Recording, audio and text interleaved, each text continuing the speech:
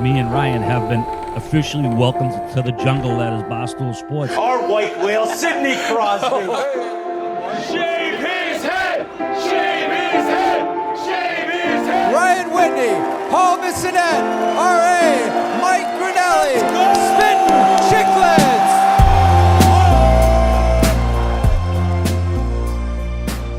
What is up, folks? Welcome to episode 566 of the Spittin Chiclets podcast, and we are getting ready for an epic rematch in the Stanley Cup Final. My Edmonton Oilers versus Keith Dirtbag Florida Panthers. Just an incredible series we have lined up. The third rematch since, I believe, 83-84 when Gretzky played the Islanders.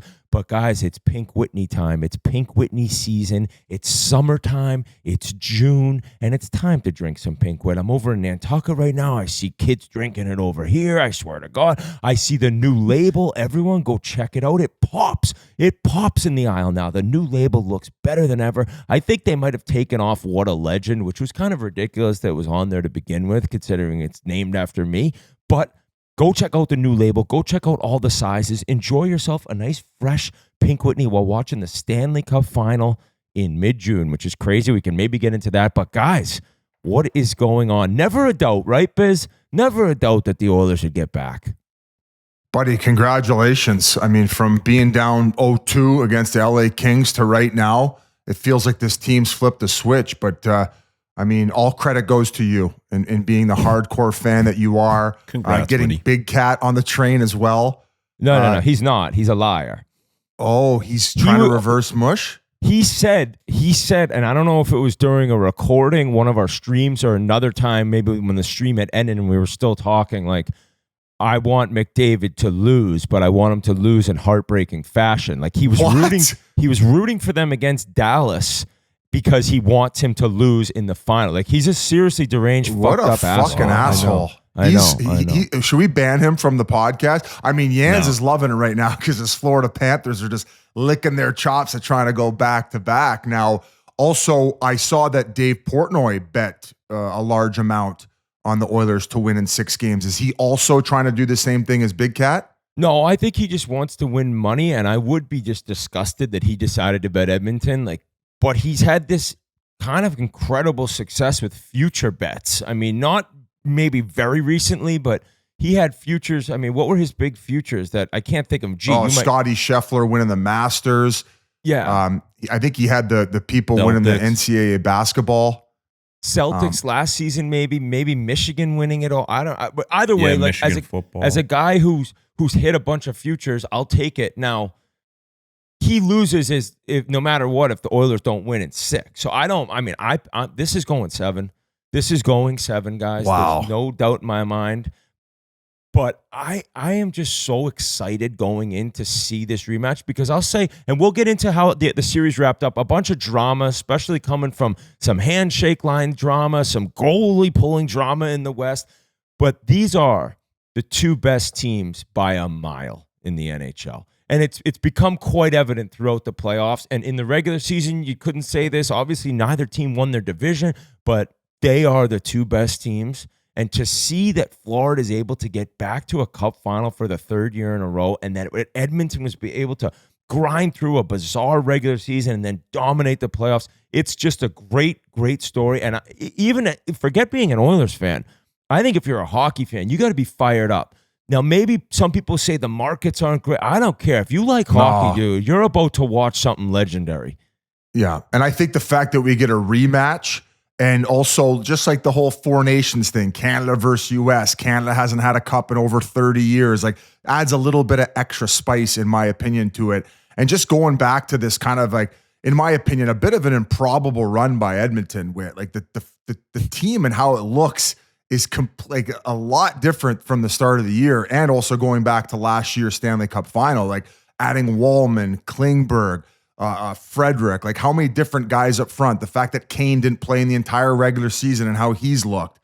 I'm sure they're going to have Jeff Skinner in the lineup at some point here, having finally scored his first NHL playoff goal. He played over 1,000 NHL games regular season to finally get his first playoff goal. So kind of just like you couldn't have been as confident to get back to the final, the first game of playoffs as maybe as you were last year.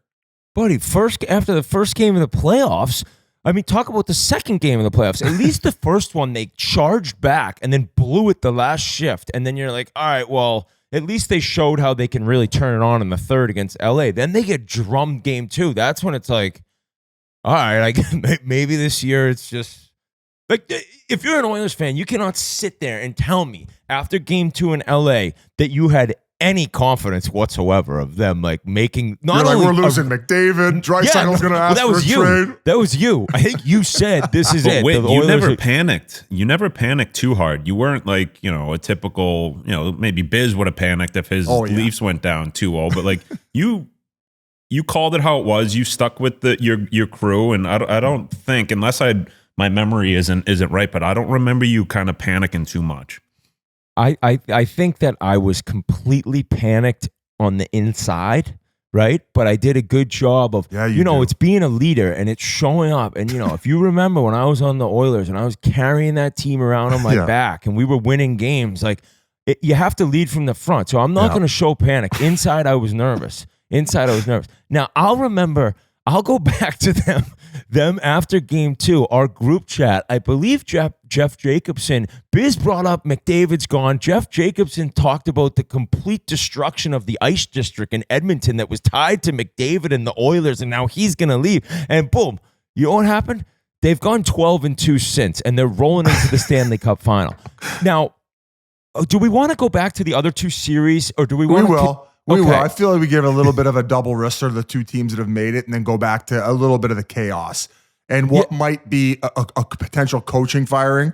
The guy who's been in the conference finals, the Western Conference Finals, I believe, like the last 6 or 7 years, or 6 of the last 7 years.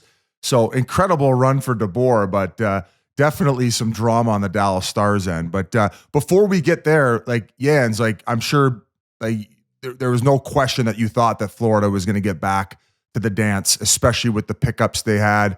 And it's just remarkable. They're able to play that much hockey in the last 3 years. You go from getting that 8th seed, from Walt Tkachuk firing up the squad on a Canadian road trip before they play Toronto, to all of a sudden knocking off the President's Cup champs, or President's Trophy champs, and the Boston Bruins. And then boom, rattle off this many series win in a row. Yeah, I think going into playoffs, like the only thing that scared me a little bit with this group is the amount of hockey that they've played. And, we all know how hard playoff hockey is. It's 2 games per every one, right? And these guys have played a ton of meaningful games, a ton of hard games. The core guys have been there the entire time. Bob's played a ton of hockey, but I honestly think these sickos love it so much. They just want to be in, like, they probably don't even enjoy playing, regular season games where it's kind of just like, PA games, I used to call them. You just go around, you hit a guy, it's a back-to-back. But these guys, like, they want to play games where you're getting punched in the face, you're getting cross-checked from behind. That's when they really, come to who they are. And not shocked by it a little bit. I'll tell you what, though, Tampa scared me a little bit in the first series. I don't know if it's just because so many people had them winning or whatnot. I mean, once the puck dropped, it was kind of evident who was the better team. But yeah, not surprised really, just, especially with the pickups, right? Like Brad Marchand, like unbelievable pickup. But the biggest one for me has been Seth Jones, especially with, Eki missing some time at the end of the year and him just being able to, hold them afloat on the back end. And then, Marchie's came into that third line and made them probably one of the best lines in the NHL right now. And they're, the Florida Panthers third line. So unbelievable moves by, Zito and his crew of getting guys over. And this series, it stinks that it feels like it's a month away from even now. But it's I'm so excited for it. Biz, I'm sure you're excited to get back on the panel and talk some hockey, but we need to get this started, Biz. I've heard like crazy predictions all the way from like Florida in 5 to somebody who predicted Oilers in 4, where my jaw would drop. Yeah, I just saw your face, Jans. I couldn't believe the text when it came through. I'm not going to say it on air, but I will shoot you a text while we're recording the show because I want to see your live reaction. But Before we hop into everything, I just want to let you guys know I'll be playing through something in the finals. Not everybody's going in healthy. Really, nobody. No, not that. For the first time in my life, once I hit 40, I've gotten gout. Wow, congrats. I don't That know. means you're in the upper tax bracket. That's called. No. I think it's the. Is it the King's disease. King's disease. You know, Yeah. you drink, but you don't drink. It's the red meat. It's the red meat. How much I go sugar are hard you on- eating? I usually, like when we're doing the panel, when we go in there, I usually just do a couple steaks every night. Like I do. A couple. Well, I do an 8 ounce at the start of the night, and then I do a 12 ounce like towards the end of the night. Like, man, we're there for 7 hours, right? We're there for usually 2 games. Like when we do the one gamers, I'm only doing 1 steak. Why are you laughing? I think 2 everyone's steaks laughing. in a Biz. night? I think everyone's laughing. I think Really? you're so. 2 Yeah, in a buddy. And week's a lot. I've been on road trips with you where we go out to dinner 5 nights in a row, and you hammer steak every night, and it's like, I don't think this is that normal. And just based on your reaction of you thinking it completely normal, you're just describing you're eating 20 ounces of steak 7, 8 nights in a row. So At 10:30, 11 o'clock at night. him just saying, a couple of steaks each night. I think it's like maybe a steak, and then people probably look to take 4 or 5 days before another steak. But you were banging 2 steaks, and then 24 hours banging 2 steaks again, and then 24 hours later banging 2 steaks again. Yeah, So- it's a lot of red meat, I guess, right? I think it's probably sodium. Is it salt in? Is Unless you're a lion, you shouldn't be eating that much meat.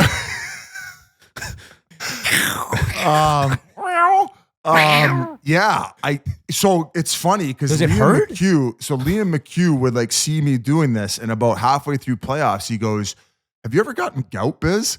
And I'm like, "No, what's that?" Like, kind of like, what do you mean? Like the rich man's disease? And he's like, "Yeah." Like he's like, "Yeah." Like you're eating steak every night. And I'm like, "No, I usually just go grab a salad, and I do little to no meat. Like usually I do a little bit of chicken or just keep it full veggie in the afternoon." And then I just wait till night to get like my protein fix like that. And I don't typically eat a ton of carbs, like just to try not to crash because we You got never 2 eat games. carbs Yeah, well, I'll have like a baked potato throughout with the your course of it. steak.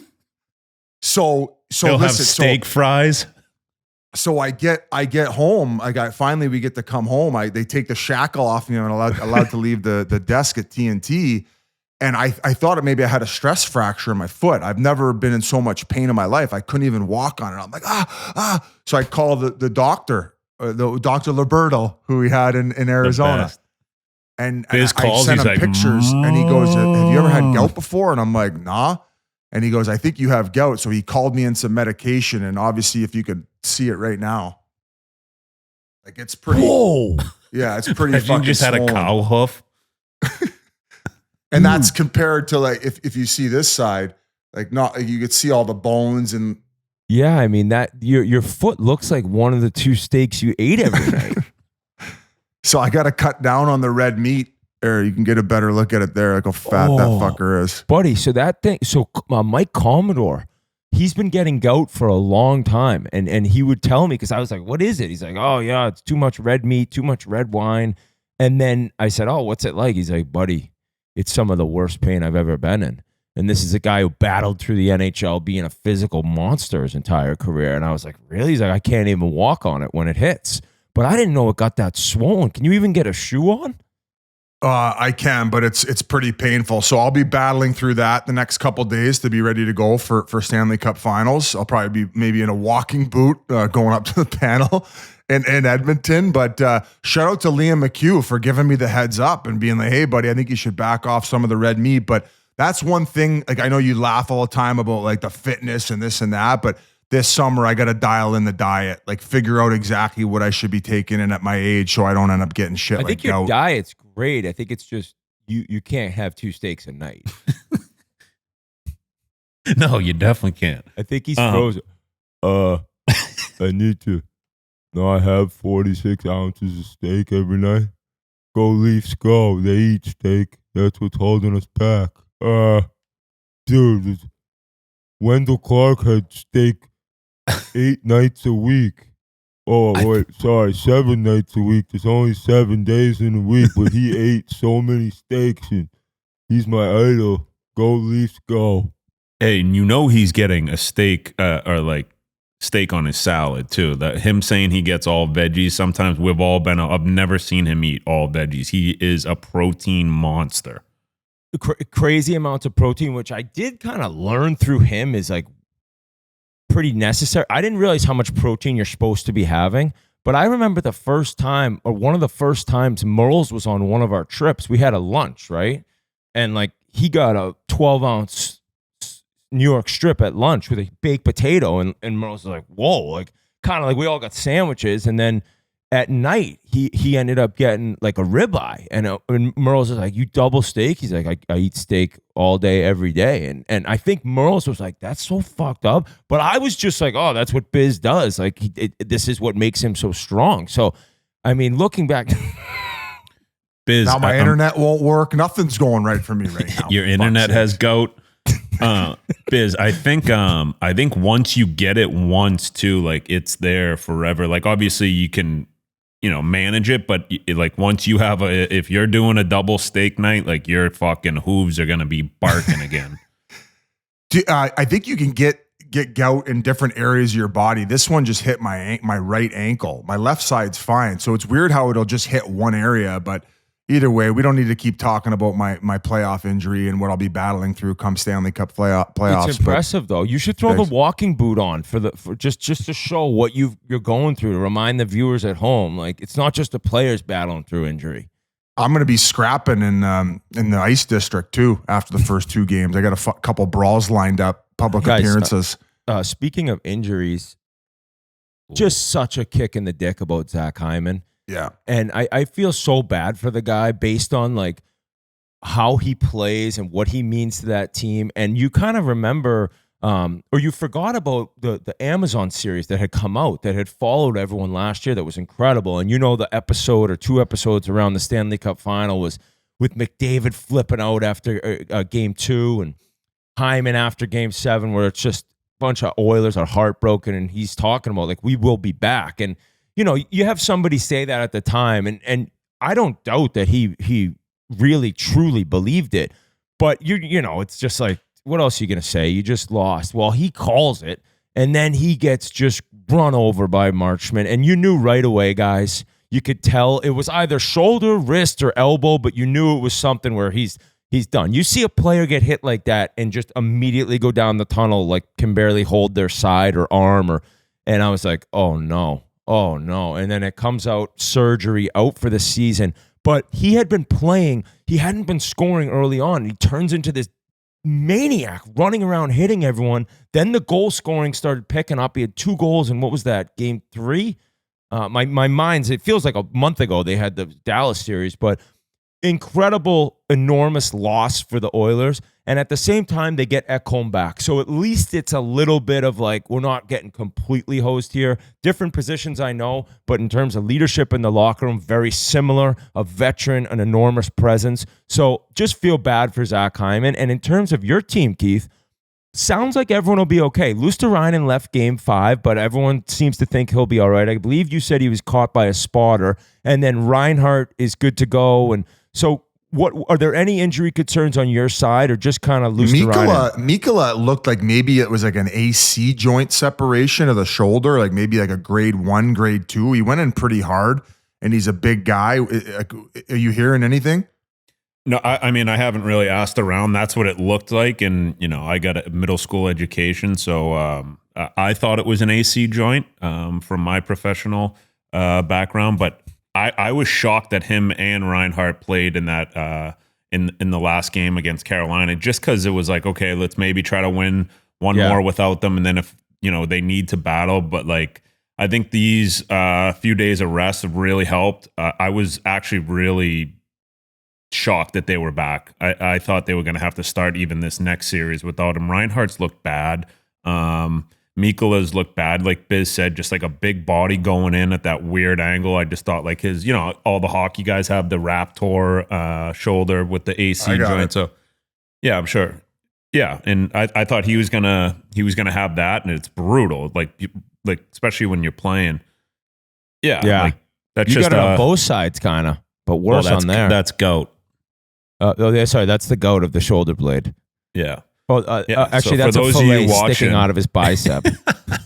For those of you watching, Biz was showing off his AC joints, which I'd say 80% of NHL players have those AC joints popping out just from taking hits over the years. But yeah, shocked that those guys came back. Obviously, you need them to be healthy. You need them to play well. Mikkola, who's been arguably their best defenseman this playoffs, like if you don't have him going into this series, especially against whether he's going to have McDavid or Draisaitl, like you need him. And it's obviously huge that he got that game in. I don't think he looked 100% in that last game against Carolina, but with these days of rest and getting them ready, knowing their trainers and all the trainers in the NHL, but Florida especially, amazing trainers there, so they'll have those guys back ready to go.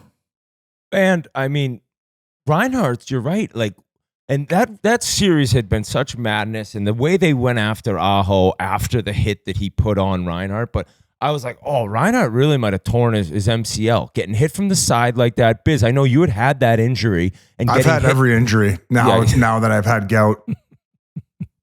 That was your last one. Very true. No, Just not the amputate L5S1, just the gout. But I thought Reinhardt might have been fucked on that. And then, Keith, you're right. I figured, wow, hold him out. If somehow this goes 6 and they can't get the victory in game 5, then you put him back in then. But no, I mean, and in that game, guys, Carolina gets out to a 2-0 lead. I was kind of like, oh shit, I think this thing's going back to Florida. And then can they get it back to Carolina for game 7? And Florida just took that game over. I think that the pass Barkov made, and I think that play got the group chat going, not just our Chiclets group chat, but ours at home, Keith. Like, Barkov might be right after McDavid, and I think Leon's right there, but it's not as far off as people realize. And after this is the 3rd year to the finals, I think everyone's like, all right, this guy is just so much better than the world like knew about or thought he was a couple years back. Now doing it in the playoffs the way he does it, and that pass and just bitching Orlov in the corner, and then I don't know who he made go behind that, like Robinson. Chase. Oh my God. And then to not only just pass it, he lays it out to where Verhaeghe has to go get it. It was just one of the plays of the playoffs. It almost like baited Verhaeghe to come out. It's like, come out from behind the net. Yes. You leave he a put little it at the carrot perfect for you. speed. He put it at the perfect speed for him. Like I said it on the live stream, like, guys, you talk about some players like, oh, he makes players better. Barkey is that guy. Like he put that puck only where he made Verhaeghe go get it to score a goal, the backdoor tap. And it showed off his skill, his patience, his vision, his unselfishness, and he dumped the puck in originally, right? And got it, or did he hold on to it? Yeah, so it was he dumped it in, I think, it was a give and go in the neutral zone. It was actually started out in the D zone by Bobrovsky, who made a great overpass on his backhand. Like he didn't really have much time with it either. And it was a great little one touch, and they transitioned so fast. And then he goes on that give and go, goes down the ice and takes Orlov on a little trip around the net, and then just leaves him in the dust. And I would say a tough series for Orlov overall. I think he's hitting free agency this summer, but let's hope it doesn't take any money out of his pocket. The fact that I thought he responded well in game 4. Game 3 was an absolute nightmare as well. But it was tough sledding for the Carolina Hurricanes, and probably a lot of frustration from Rod the Bod, given the fact what you talked about it. They're up that 2-0 lead.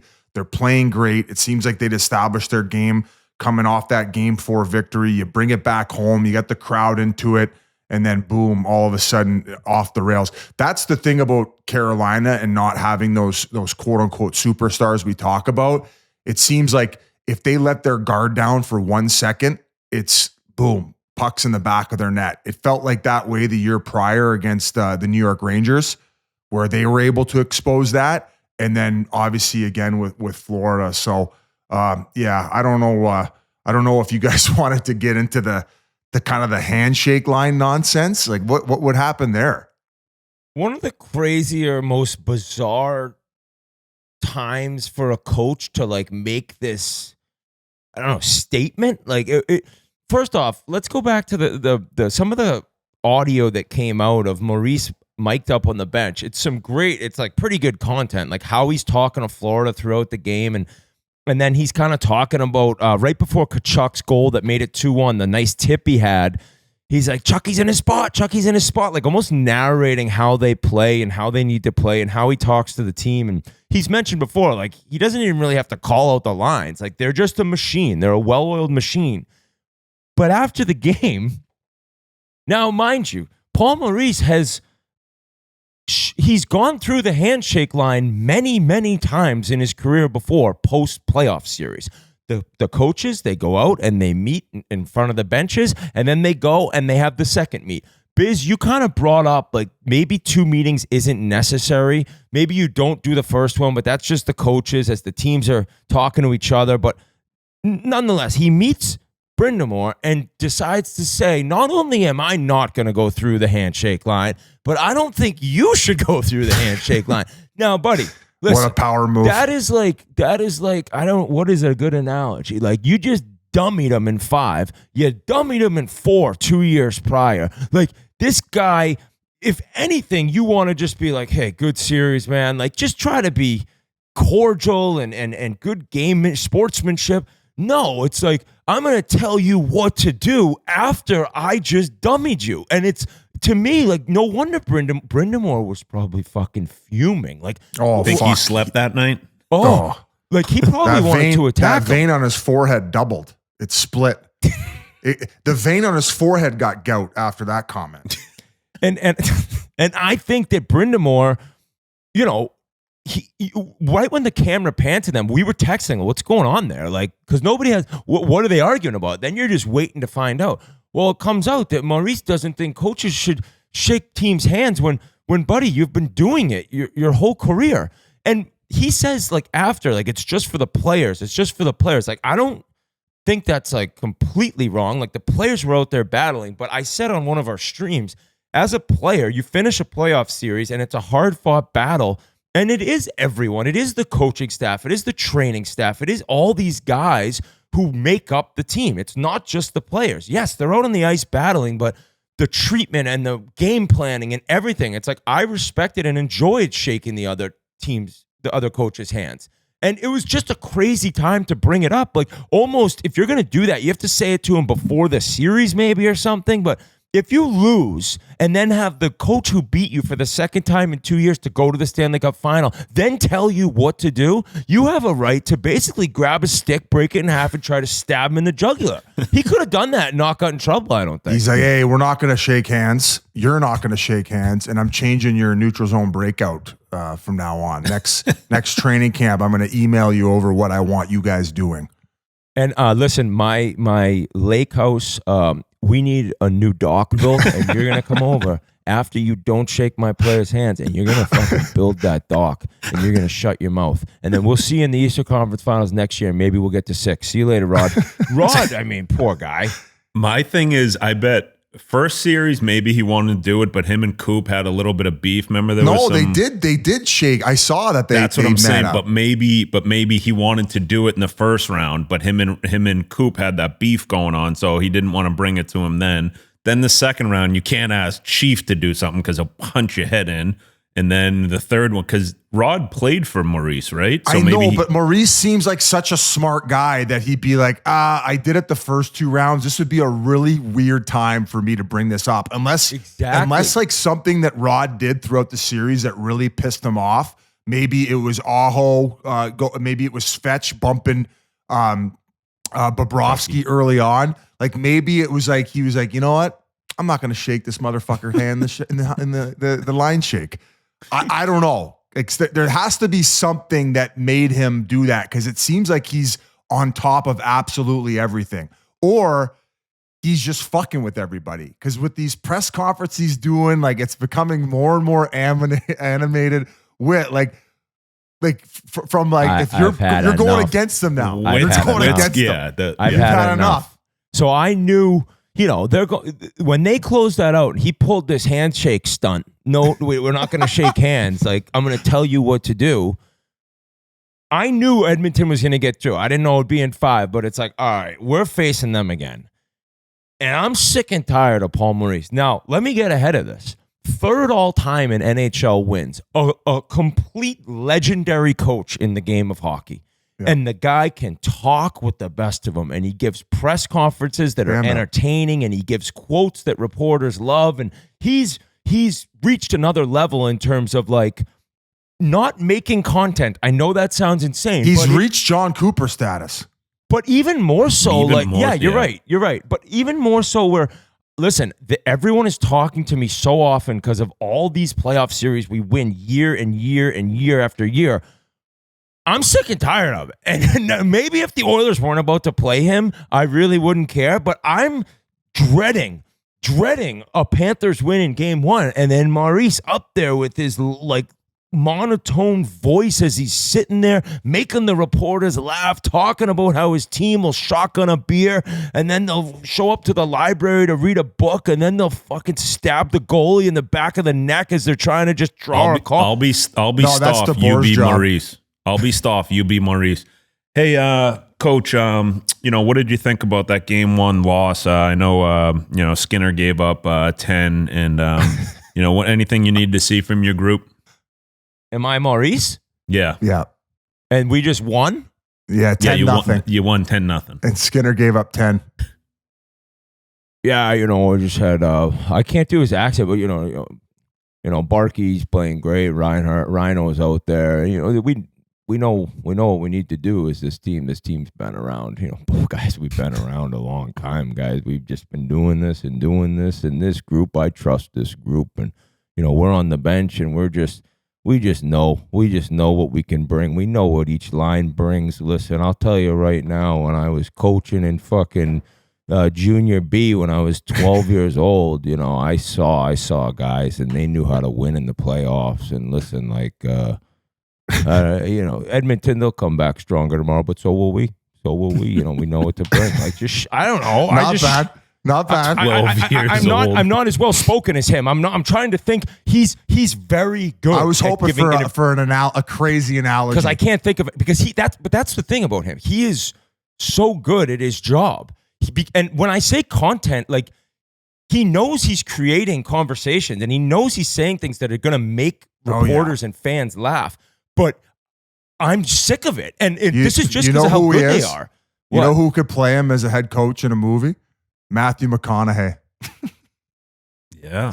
No, yeah. You don't like just that? like the way that they talk. I'm trying to think of somebody else. Go listen to the way that Matthew McConaughey narrated his own book that he released. Like me trying to sound like Paul Maurice is so unfair. That guy's IQ compared to mine. It's like the guy he's an excellent coach and an excellent quote. All I'm saying is my team going back to back against him in a rematch, I'm sick and tired of him. And I actually think if the Oilers pull out this cup win, he would be so gracious, I believe, as a coach of like a losing team.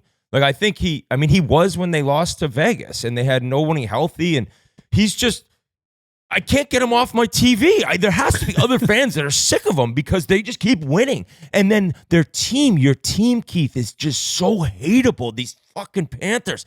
I respect them. They're a phenomenal hockey team. I fucking hate them. I can't stand them. I want them to lose so badly. I don't want to see them win again. I need the Oilers to win this series. To me, I am like stressed out going in because one, I want Connor McDavid and the Oilers in the city of Edmonton to win a Stanley Cup. I've since this kid came into the league, watching him, I've never had more fun watching hockey than watching Connor McDavid. And if he has to lose to the goddamn Florida Panthers in back-to-back years and the fucking rats coming down on the ice and Maurice's quotes and the fucking noise and Keith banging the drum, I can't stand it. I can't stand the thought of it. I need the Oilers to end up beating this team and ending this Florida Panthers dominance. I have to. But as a guy who grew up in, Boston, and you root for the Patriots, you see them dominating over the years, and even Belichick, remember his like press conferences? Oh, yeah. You would have hated him. If you weren't a fan of their team, you hated them. And I think Witt's got a little bit of this in his blood right now. He's like every other NFL team when the 100%, Patriots were winning now. So it's the shoes. And it gets even worse when your team's playing them. Then it becomes even more where you're just like, I can't picture. Now, guys, I think that this series is going to be one for the. I think people picking either team in 4 or 5 are crazy. I can't see how that would happen. I mean, the only worry when I talk about Florida and talking to people leading up to this final, like they talk about how they're lunatics, they're animals, and like the way they bully teams and beat teams up, like that's actually not what scares me. Bob is what scares me, because when Bob gets in these grooves, I don't think you can beat him. We've seen it. Now, we also have seen times where he does kind of like lose it a little bit, right? Like think of games 4, 5, and 6 against Edmonton last year. Like all of a sudden he had to reset the 2 days off before game 7. But at the beginning of the series, game 1 of the Stanley Cup Finals last year, it was one of Edmonton's best game of the entire playoff, and they got bobbed. So I'm petrified of that guy just showing up and just stealing the series. That's my number one concern. Do you believe Maurice Jans when he said that he feels like both teams have improved? Edmonton more so defensively. He said that Florida, his own team, has been better, like gotten better defensively, but also improved more consistently offensively as well. I 100% agree. And I mean, you look at both teams, I think last year it was the Connor McDavid show, right? Like he was on a different level. I think he had 40 points, right, in playoffs or something crazy like that, where it's just stupid to wrap your head around. And he's getting more help offensively, but I think defensively, especially when Skinner's played well, like they're dialed in. Like, Nurse isn't making crazy plays. Bouchard's been really good defensively. Obviously, getting Ekholm back is only going to steady it even more. But even guys like Stetcher, we talked about him on the stream. Like he was a guy who came in and looked like he's been there for 10 years. The way he's played, just simple, hard. They're not trying to make crazy plays. Like even in the last game that they played, they tried to force a pass. I forget who the D was. Tried to force a pass to McDavid. Dallas went down and scored.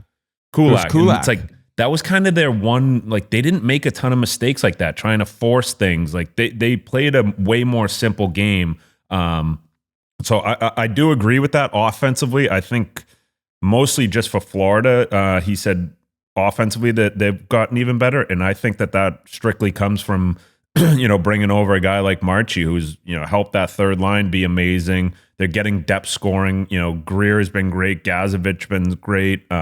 So I think just all 4 lines for them have been humming. They're not just counting on Reinhart, Chucky, and Barkey. It's kind of it's getting sprinkled all around. I think Benny has the most goals for them right now in the playoff. I think. Yeah, he's been. I think he's analytically the best 5-on-5 player throughout playoffs so far. Yeah, he leads playoffs, and your whole third line, they all have 12 5-on-5 points.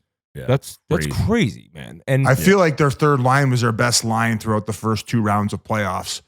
Yeah, and then everybody was talking about how Tkachuk was a little bit quiet in round 2 against the Leafs, and we knew that he was going to show up against Carolina, especially how they were able to kind of dictate down low around the goal line and specifically around the blue paint, where I felt like that second line really elevated their play against Carolina. We talked about one coach's decision on the Eastern side about the handshake line. We got to talk about a big one in the Oilers-Dallas series, pulling Jake Ottinger after those first 2 goals. Pete DeBoer, I tweeted out right away. I said it on, I think we were doing the live stream, this could potentially be a fireable offense, losing your starting goaltender who has an 8-year deal that kicks in next year. I thought it was ridiculous in the fact that both goals, it's like the sea had parted. One D goes over to one side, they go weak side to weak side, and just basically 2 breakaways. And yeah, maybe not the best of goals, but in that instance, to pull your starter, to me, is insane, because in the 3 games prior, they'd scored 3 goals. Or 2 goals, excuse me. They got shut out 3-0 the one game. So they'd only had 2 goals in the last 3 games. So definitely a lack of offense and no run support for Jake Ottinger. And then after that start, you're going to yank him. And then after the game, the fact that he had like what he was going to say cocked up and loaded, told me that he almost had like this premeditated idea before the game of if this goes a certain way, I'm yanking him, where I don't know what he has against Jake Ottinger and maybe not thinking he can win the big one, but how about the rest of your fucking team showing up the 3 games prior? Like, how about that when he was standing on his head and giving you an opportunity to win? So I don't know, boys. I'll throw it over to you and what you have to say about it. But considering the market for coaches has been reset, where Sullivan, I think, is making close to $7 million, and Tkachuk got paid what he got paid, maybe he's thinking, hey, I'm going to get canned here and re-up on a new deal. Yeah, he has 1 year left, I believe. As an Oilers fan watching the game, I was so happy he was pulling him. Like, you can't pull your guy at 2-0. 2-0 in the NHL these days, 7 minutes into the game. 52 minutes left in the game. What are we doing? You're like at home. Like, now, Biz, what was crazy? Well, actually, before the post game, he calls the timeout. All right. And he's kind of talking to the team, and Ottinger obviously had skated over. And then, all right, guys, let's go. Boom, timeout's over. Then Ottinger starts going back to the net, and it was almost like he either forgot to tell him right when he brought him in for the timeout, or he just like snapped, and he's like, no, hey, boom. And he kind of gave him like, you're out. Crazy. You're done. And it was like, and Ottinger's on the way back kind of, and then I watched as DeSmith got onto the ice, you watch the handshake, right? And Ottinger gave him like, not blame, it was more just like, yeah, good luck. But I think he was shocked. I think he had no clue what was just happening, that he's getting taken out of the game. And then it pans over, and Ottinger's sitting next to Ray Ferraro. Give him a headset. Who was just breaking down why he got pulled. Yeah. Just one of the crazier scenes I've ever, for a star goalie. Now, here's the problem. Say DeBoer had decided to do that the way he did it, and the game ends, and he goes in, and he just says, listen, I'm trying to get a spark. Who knows what he could have said? But he decided to say, and he says here, I didn't blame it all on Jake, but here we go. The reality is, if you go back to last year's playoffs, he's lost 6 of 7 games to Edmonton, and we give up 2 goals on 2 shots in an elimination game. Yeah, because your fucking defense imploded. He's like, that's a pretty big sample size. Yeah. What about the 3 games prior? You fucking, like, I love DeBoer, but this is like, this is a weird fucking quote. And what about last year when Edmonton ended up just dominating on their penalty kill, and your power play couldn't score, and you lost the series to them in 6? So, yeah, I know he hasn't beaten the Oilers, but to blame him and then after like a crazy pulling, bring him up and bring up his record, to me, it's like, wow, like this guy, there's obviously some sort of disconnect between Ottinger and DeBoer, right? And Ottinger did a hell of a job, I thought, in his post season, wrap up with the media. He really kind of could have made it a lot worse, Biz, I think. Oh, definitely. It's probably nice that he had a few days to cool down. And I thought he spoke from the heart. He talked about how it was an embarrassing experience. And I don't know if we're allowed to roll the full clip, but Elliot on 32 Thoughts said there was a lot of Dallas players that were upset by DeBoer's comments, which leads me to believe that there's still maybe an opportunity where they decide to let him go. You don't want to lose faith in your starting goaltender. Maybe since then, DeBoer and Ottinger have been able to sit down and hash it out, but there's a lot more guys, in my opinion, to direct your frustration towards, because if DeBoer doesn't do that and he doesn't say the things he says in postgame, I don't think there's any reason to blame DeBoer for that loss. I mean, Wyatt Johnston, young player, he had a couple great playoffs going back to last year and even the year before that. Like, he set an NHL record for worst plus minus throughout the course of a run. Like, he had a tough postseason. Did he make some big plays, and did he have some clutch moments in that Colorado series and in the second round as well against Winnipeg? Absolutely, but he wasn't at his best. I think we can all agree, like, I really thought, given that the father time is ticking for Jamie Benn, like, I thought we were going to see one of the best playoff performances we've ever seen from Jamie Benn against the Oilers, at least going down with a fight. I didn't see anything from him. Like, mind you, he just had his first kid. Like, I can understand sometimes when that happens, like, there's a lot coming at you from a personal life standpoint. So maybe there was like that was affecting him personally. But I mean, are there other guys that you could direct your frustration towards that outside of Jake Ottinger? And mind you, like I just said, only allowed 2 goals in the course of 3 games. Or sorry, only got run support 2 goals over the course of 3 games in the 3 games prior. Yeah, I think Duchesne, I wanted a little more from him maybe. And, you know, you just never know what's going on with guys too, what they're battling. Robertson started heating up.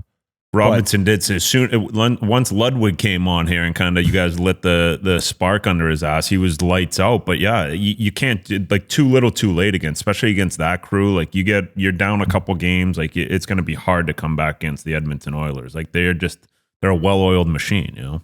I talked to a guy who used to play for Dallas, and he was just like disgusted and shocked that they pulled him. And his biggest thing was how, like, the way that if your team sees you panic like that as the coach, which it's quite obvious, pulling your starter 7 minutes into an elimination game at home, you're panicking because, like we said, 2-0, buddy. This game is still completely alive for us. But the team sees him do that, and then they're like, "What are we doing here?" Like, DeSmith, like how many playoff games has he played? It's just a crazy decision. And, you know, he also kind of said he doesn't know how to adjust. Like, that's what he thought. Yeah, I just was very surprised that series ended that quick. And credit to Edmonton and how good they played, but I thought there was going to be a lot more from Dallas. I really did. And I know that Heskinen's coming back from injury. He's not really the same. The right side of their D isn't great. They don't even have like a ton of cap space, I don't think either. I think they're kind of in a little issue cap-wise. Well, Jamie Benn comes off the books, I believe, but then a few like the Rantanen deal kick in. Yeah. He the Wyatt Johnson extension. Wyatt Johnson will start making 8.5. So things will get a little bit tight. And yeah, it was just a crazy fallout.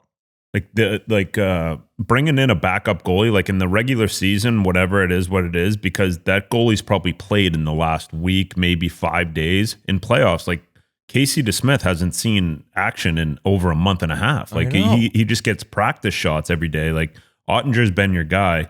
And I do remember too, in the first series, you were like, okay, I got Dallas and in Colorado, they're going to beat up on each other. As an Oilers fan, you're thinking, okay, they're going to beat up on each other. Then they get Winnipeg. That's a gauntlet of a series too. So it's like they kind of had a really tough road, and maybe they were just done, like physically, mentally. Like that first series, winning that first series is like, holy shit. Like kind of everyone was like, oh my God, how did they even win that? And then you go and beat the President's Trophy winner, where your goalie stands on his head against the guy that he's fighting for the net for in Olympics. So maybe they were just physically, mentally done. I agree with you, and that Central's a fucking wagon, man. They had to beat both those teams. It takes a lot out of you, and yeah, I tend to lean towards that. But like not taking anything away from Edmonton either, though. Like LA, tough series. And then to dismantle the Vegas Golden Knights the way they did. That's the one advantage I like for Edmonton, and the fact that they were able to win their last 2 series in 10 games. Pretty impressive. G's saying here that they only have $5 million in projected cap space for next season. They got to sign Ben, Duchesne, Granlund, Blackwell, Dodonov, Maverick Borks, and RFA. G's saying he thinks he'll get offer sheeted because of their cap issues. So kind of that's a good amount of bodies there that they got to re-sign with not a lot of money available. So yeah, I mean, DeBoer probably sees like, wow, 3rd Western Conference final in a row. We're down 2-0, 7 games into game 5. We're about to get eliminated. Like seeing all of this kind of come to an end, possibly. It is very surprising though. You would have thought that Dallas would have. I mean, they got to that cup final in the bubble, right? Like that was Tampa's first cup, I believe. And then you kind of thought the way that they had prospects coming that you'd see them competing for a couple other cups in the next few years.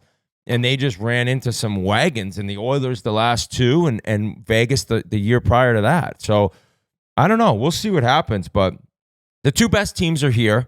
I think with that, I mean, we're very lucky that we were able to get Sam Reinhart to join us on the pod. So I think we could chat with him a little bit about the run so far, his health. I'm sure he won't get into it, but what he's thinking going into the Cup Finals. So let's throw it over right now to one of the best defensive and goal-scoring forwards in the league, Sam Reinhart.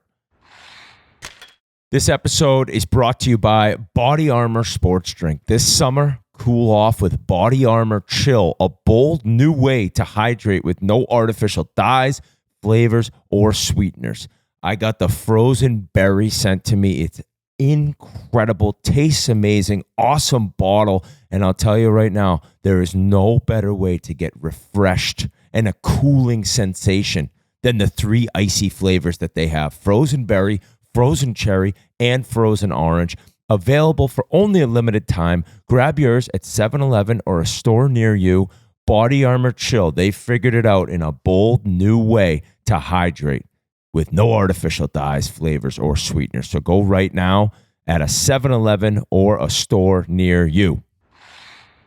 What's up, guys? Whit here, and the NHL playoffs are almost over. We got the Stanley Cup Finals left. I can't believe it. And the only place to go buy hard-to-get playoff tickets, Stanley Cup Final tickets, is Game Time, the official ticketing partner of Barstool Sports.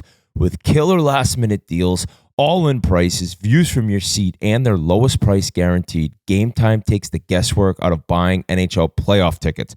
Prices on the app actually go down the closer it gets to puck drop. You can save up to 60% when buying last-minute tickets. And I actually was looking for Game 3, Florida Oilers in Florida, $400 right now. I see some seats for. So it's an amazing deal. $400 for Game 3 of the Stanley Cup Final right now on Game Time in Florida. What are you waiting for? I'm going to go buy those tickets to Game 3 right now and get my ass down to Florida. Take the guesswork out of buying NHL playoff tickets with Game Time. Download the Game Time app, create an account, and use code Chiclets for $20 off your first purchase. Terms apply. Again, create an account and redeem code Chiclets for $20 off. Download the Game Time app today. What time is it? Game time. We welcome now very special guest, friend of the program, Stanley Cup champ, looking to do it again, back-to-back. 4 Nations champ as well this year. Just keeps adding wins to his resume. Sam Reinhart, what's going on, buddy? Game-winning goal of Game 7 last year. How you feeling? How you doing? And thanks for joining the show. Very good. Yeah, thanks for having me. Nice to still be here in June.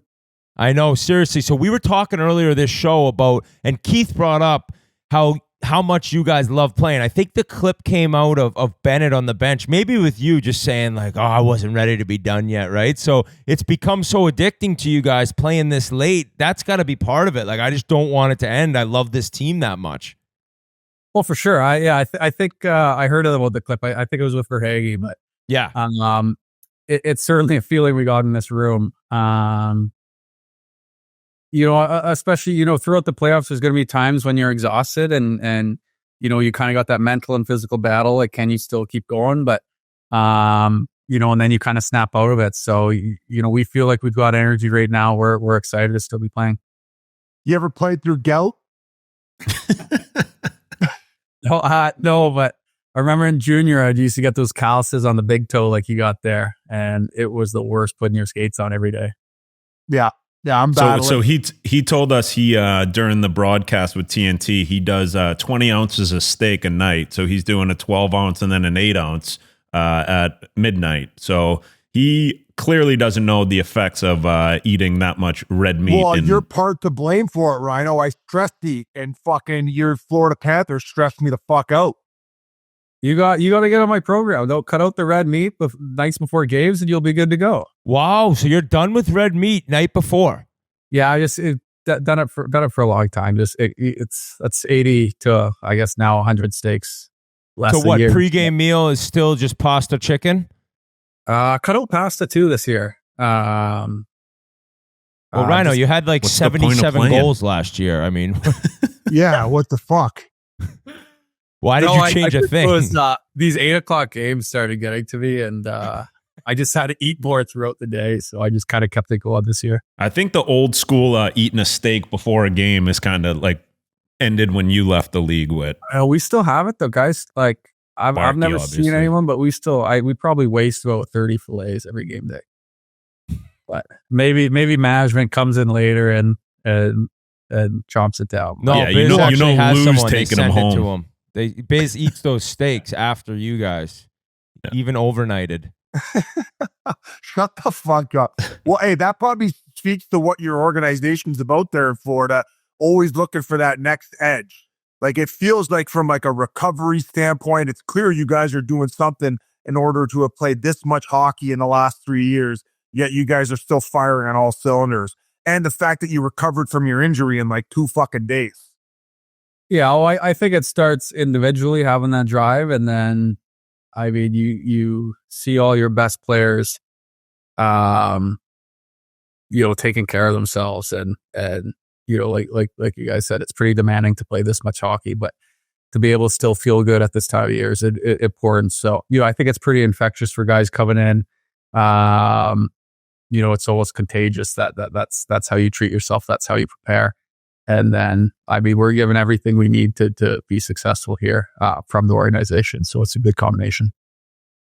Rhino, having your dad played in the NHL, your brother, yourself, but your dad played a lot of his career in Calgary. Like, was there some homegrown hate for Edmonton growing up? Because those Battle of Alberta, like, those run deep. Yeah, we're looking for a good spicy quote, so make sure you fire off. Honestly, so we grew up in Vancouver. He finished there, and he actually retired before my oldest brother was born. But it just so happened at one point I was actually a Calgary Flame growing up, or Calgary fan growing up. What my other brother was a Vancouver fan, and my oldest brother was actually an Atlanta fan, just randomly, and my dad played there for a year before going to Calgary. But so yeah, I think my mom's from Calgary. Certainly, that side of the family is happier when it's the Oilers we're beating. So hopefully we can do it again. Obviously, first round, kind of shocking to most hockey fans. 5 games against Tampa. A lot of people picked Tampa. A lot of people had it going 7. And then the conference final, it ends up being 5. But that second round against the Leafs, take us inside the room, heading back home down 0-2. Like, after the second game ends, shocking, I think, that people would see you guys in that situation. But was anything said? Was it more, we're going home, we're still fine? Like, what was the vibe like then? Vibe was actually really good. Sometimes it can be a little more stressful being up and you're trying to close out a series and the pressure kind of shifts. Certainly we've been on both ends of it, in the past, as you guys saw last year, but we were very comfortable. We got outplayed in those first 2 games, and we didn't like our game at all.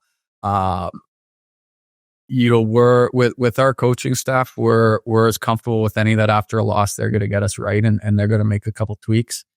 And I think, there's a couple things that they pointed out that we've adjusted that, we've been carrying over for the last couple of weeks into the Carolina series, and we're going to keep going forward with it. So, we've always said here, it's the losses that ultimately how you handle those and how you approach those and how you come back from those is what separates you this time of year, and we feel with our staff and how we go about things, we're one of the best at that. So it was kind of a good shift in that series and something we've carried over.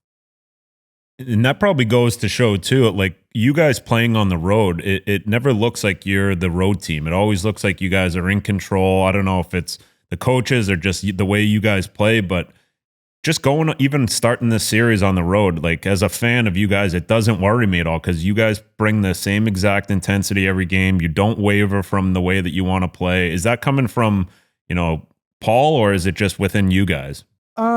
Certainly, I think it starts with right when he came in. The messaging so clear.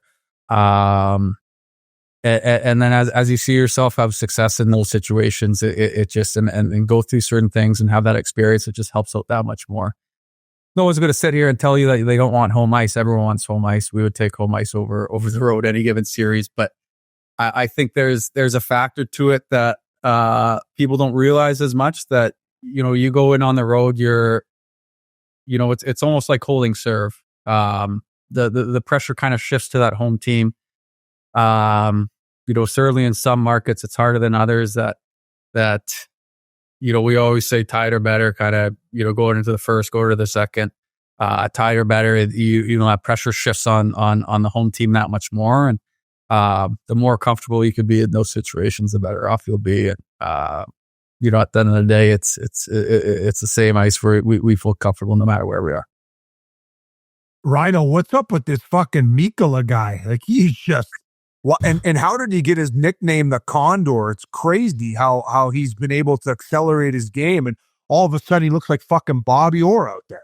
It's crazy. So I attributed my hot start last year to Meeks. He came in training camp, just the way the lines worked. I always started against Meeks in drills. So we battled for 2.5 weeks going into that. And he's such a competitive guy. I'm sure you guys see his personality a little bit, but he's such a funny guy, but he's such a competitor. One of the worst guys to go against in practice, and certainly that translates to the game. So he's a gamer too. It's big guys like that can move, that can skate, and can handle a puck that you don't want to play against at this time of year. How did he get his nickname the Condor? He's 7 feet tall. Let's think this out. That was Mo's nickname for him in meetings. Because he just flies up the ice and through the play sometimes, and he's got the big condor wings, and he just comes through. So that's where that name came from. When Paul first dropped it, were you guys just fucking dying? Yeah, it's one of the ones that stuck for sure. Everyone talks about the third line this year, right? Like the two Finns, and then you got Marchand. It's incredible what they've done. But I look at the fourth line, and Greer was in Calgary, Nosek was in New Jersey, but Gadjevich was a part of your team, didn't play any playoff games. He is a nail gun. Like, last year, could you even see, like, wow, this guy could be in if we weren't so deep? Like, I could see him being a big part of our team moving forward, because for me, I didn't know much about him, and it's like, wow, like, he was there last year, a lot of regular season games, but didn't even need him in the playoffs. Yeah, that's something we've learned over the years. Going through it against Vegas, just so depleted. That's something management, obviously addressed. Had the depth last year. Those guys, those three, Noser, Gadge, and Greerzy, were so dominant near the end of the year, and two of them didn't even start playoffs. You got Sturvey coming, you got Sam waiting, who could step in. So you need guys like that. You're talking about a third line. They can be a first line any given night, and I don't think people realize that. Like you go back to a Toronto series or something, and let's not do that. Let's not do that. This guy's packing during the interview. That's what you did to him. You ruined the guy. I have fucking gout, bro. I've been sitting on my ass for fucking 2 days. I thought I broke my foot, man. I'm battling, man. Stanley Cup playoffs. Let's go. Yeah, but people don't realize what the stress it takes off some of your top guys having that any given night you don't need to produce. You're going out against McDavid, Draisaitl, Matthews, Marner. You might not need to, cheat to offense because someone's at the end of the day. If you're going to win, someone's going to step up. So just to have options like that and guys jumping in at the right moments and producing is what you need. Being a Canadian, what's like the most like white trash Florida thing you do now living in South Florida? What he said he was going to talk. You said he was going to talk once. You can't even get a question in anymore. Go back to packing, Biz. Beat it. Buddy, Biz, Rhino. This is how he works. He's flossing right now. His teeth. Got gout. We got a couple Sea-Doos that unfortunately the battery dies this time of year a little bit too much. But of all the plays you've seen Barkov make, that dish to Verhaeghe at the end, that had to be one of the best you've seen in your 4 years playing with him. Yeah, it's every night, huh?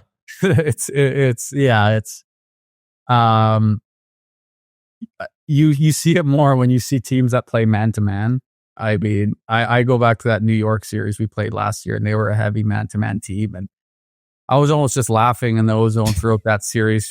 I'm a high F3 at the net or something, and you're just watching him kind of get a guy on his back, and he's taking him for a ride. But those are the types of plays in those big moments that that you need this time of year. And when you got someone like that can do it all, it's obviously important and huge out. What about Bob? Like, I mean, he's Great movie. great movie. But the first 2 games against Toronto obviously wasn't his best. And then since then, it's just old school Bob, what you used to see him. But like for a guy that sees him every day, and I had the pleasure of playing with him, like he's doing this every single day, which people don't realize. Like he's one of the hardest working guys in that locker room, no? It's crazy, and that's what you want out of your goalie. I mean, he a lot of nights has to be your best player. A bit of it's how we play in front of him. When you look at games 1-2 against Toronto, why he doesn't have the success he has. But it's the timely saves. I mean, we're such a tight gap team. We're gonna give that chance eventually. And he's been in there when you got him back there, you got that confidence to play such a tight gap game and take away some time and space, knowing that when there's a breakdown, he's going to be there for you. But the work ethic, like you said, that he has day to day is something I've never seen before. Should we have Pasha hop on and ask a question? Bring him in. Yeah, I got Run a the question for disclaimer. Sammy boy. How you doing, Samson? Like the tarp. Where are you? Oh yeah, obviously. Right here. Homer Street. Where are you right now? Yeah, Homer Street. Will you request a trade to the Devils? Well, no. Speaking of that, can you touch on Boquist, because he's one player that I did not like to see leave New Jersey. I loved his game, and he's got 5 points in 11 playoff games. That's great production from a fourth line guy. Can you talk about what he's brought to the team? I mean, a fourth line guy, he steps in and plays first line when guys go out. He's Yepe is what we call him out here. But we've been wondering all year kind of how he hasn't stuck around with the team. I mean, he's been so effective. He's so fast. He competes. I'm sure you guys remember the goal he scored, the game winner in game 3.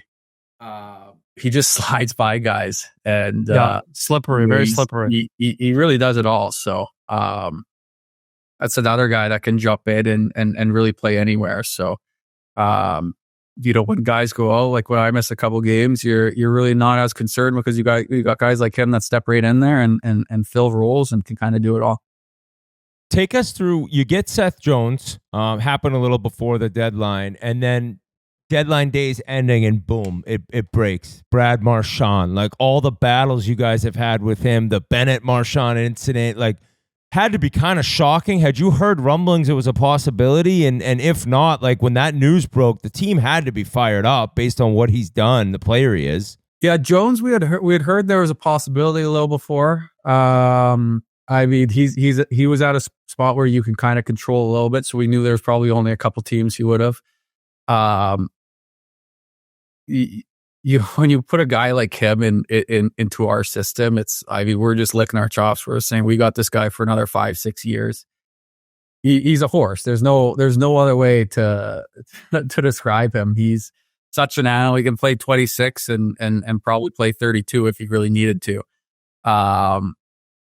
So you get guys in different situations and they just excel and I think people kind of forget the type of player some guys are when they go to a different organization and they're in a new environment. So we were obviously thrilled to get a guy like him. And then, yeah, like you said, it was, I think, we had a day off. It was an hour left of the trade deadline. And, we started hearing the rumors, and then it was about another 4 hours went by and we didn't know what was going on. I remember Chucky texted a couple of us telling us Lusty was going back the other way, and we were all devastated. And gave Lusty a big hug. Barky had called me. I called Barky. I'm like, what's going on? We lost this guy. Like, just so sad. That's stuff that Chucky would do. He was doing it to fuck I knew it was a around with possibility everybody. because obviously he was just to fuck with. I think there was a group chat with like 6 or 7 people that I said, like someone asked who's it for. It was like, you put Lusty in a first or so. It was so funny, but and that's how deranged he is. Exactly. Yeah, so funny. But it was a tough couple hours, and then finally you realize. Speaking of deranged people, Hey, you There sent we go. Lucerainen back to Boston. No problem. Right on cue. What up? I was just telling him about the Lucy for Marshy trade. Oh yeah, the deadline. Hey, now Yeah. it's your turn to torture Whit. You're a sick fucking animal. Yeah, they boys. I think that got back to. Sorry, my connection's a little rough. I just want to come and say hi, boys. But yeah, I'm happy that we can keep Marshy and didn't have to give up Lucy either. Nope, just you wanted to guys- hop on, say hi, keep the tradition going. Hell yeah. I knew you would. I don't necessarily love this, not gonna lie. This worked last time. Now you're gonna shove me in a locker like you did for Biz. Actually, are you two guys part of the Dairy Queen Blizzard Mafia? Are you guys a part of those trips? I missed it. Game 2 was it? Might have to jump on this series though. Yeah, no, we're part of the chocolate chip cookie crew at the hotel in the Ooh. lounge. So yeah, no Dairy Queen for us. We keep it. We're keeping it nice. Yeah, your and, body's a temple, Matthew. I Part of forgot. the honey train Yeah. though. After the yeah, second absolutely. couple spoons of honey. All right, loaf. boys. Oh, you're going You to let guys have off some Whit fun. that easy? I'll talk to you guys later, all right? All right, You yeah. did. Thank You're going you. to let See you Whit off guys. See that you, Whit. Good fucking luck. easy? Biz, he came on to be nice to us, and you gave it to him. You were the one who gave it to him. Do you not remember how it went? Yes. You turned it into a 60 minutes with like Vladimir Putin hard-hitting questions, not calling Tkachuk Putin, just saying how you would question somebody in a legion. And I'm just like, hey, Matthew, yeah, Well- thanks a lot. Great to see you, Sonk. Was that Yeah. before a finals last year? Well, hey, listen, For boys, I Toronto. got to sign off For this Toronto this interview. year. For I'm Toronto. out the door here with my gout. Sam, I Good hope he luck in the forgets his finals. passport. I'm stink neutral. I won't be tarps off on the Jumbotron this year. I'm hanging up the tank top. Whit can have it. Good luck to both sides. No thanks. Are you gonna be buzzing maybe. down the terminal in the golf cart? Maybe. There you go.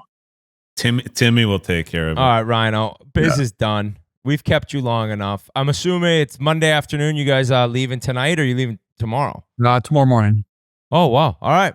Long flight, and this series should be a legendary one. Appreciate you coming on, man. Congrats on all your success. It continues. We thank you for joining the show, and I'm going to say good luck. You know, I'm just a man of honor. Good You're luck. a good man, Play Whit. hard. Appreciate it. Thanks, Good guys. luck, Rhino. See you, Rhino. Guys, it's Whit here, and it's time to talk about RO Sparks, a 2-in-1 prescription treatment we've been mentioning lately for stronger, harder erections. RO Sparks dissolve under your tongue, meaning they hit your bloodstream faster than pills, so you can get ready for action quicker. You know the action we're talking about. Once the medication dissolves, they work in about 15 minutes on average, giving you the boost you need for thicker, longer erections. That's right, thicker and longer, and helping you last longer for more fun for both of you. Plus, RO Sparks stay active in your system for up to 36 hours. That means you can be ready to go for round after round or even the morning after, and no need for awkward in-person doctor visits. RO connects you with a medical provider 100% online, and if prescribed, your treatment ships right to your door. Who wouldn't want a longer, thicker, harder erection? I know, it sounds crazy. Who wouldn't want that? RO Sparks can help. If prescribed, new sexual health patients get $15 off Sparks on a recurring plan. Connect with a provider at ro.co/chiclets to find out if prescriptions RO Sparks are right for you. That's ro.co/chiclets for $15 off your first order. Longer, thicker, harder erections. That's RO Sparks, baby.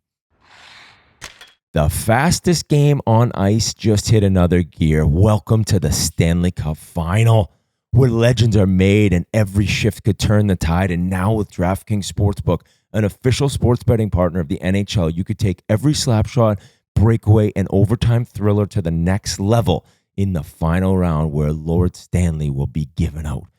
New to betting on the Stanley Cup playoffs, you're in for an exciting time. Getting started is a breeze. Fire up the DraftKings Sportsbook app, pick your team to win, lock in your wager, and you're off to the races. It's fast, simple, and puts you right in the middle of the action. And here's the kicker. New customers who bet just $5 will score $300 in bonus bets if their wager hits. That's right. Turn $5 into a playoff payout. Download the DraftKings Sportsbook app now and use promo code Chiclets. That's promo code Chiclets to unlock $300 in bonus bets when your $5 bet wins. Only on DraftKings Sportsbook. The crown is yours. Thank you so much to Sam Reinhart. What a guy, what a player. We appreciate him coming on.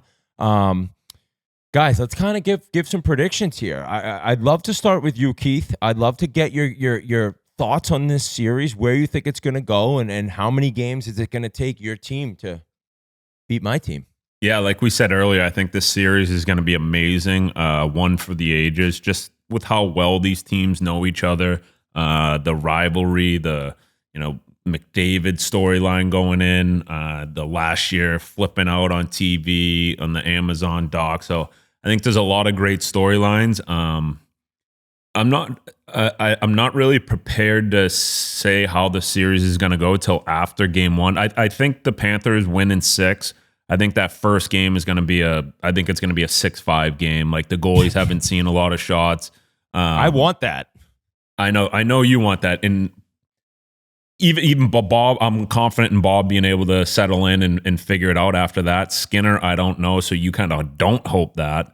But yeah, I think it's going to be an amazing series. At the end of the day, I think Florida's just a little bit too deep, and they know what it takes. And I think Florida takes it down in 6. Damn. Fish, what do you have? Well, I don't want to piss you off because no. Dude, yeah, you cannot change a thing thinking it might piss me off. You have to be you with your goat. Yeah, and I'm not going to root as a fan for the Oilers. I'm going to keep my distance and respect you guys. I did so last year, and I was a mush. And I just was really excited about potentially Connor McDavid winning the big one, as I still am. Like, I care about Connor McDavid winning a Stanley Cup, as well as Edmonton Oilers and bringing it back on Canadian soil. I agree with you, Jans. I think this is going to be an incredible series. Like last year was. Last year was an iconic series, coming back all the way down 0-3. I just feel like a little bit more rest for McDavid and Draisaitl coming into this one is going to be huge. I feel like the fact that they have home ice is gigantic, and that they got to drag Florida all the way up north in that travel schedule where they can get that early pounce on the series.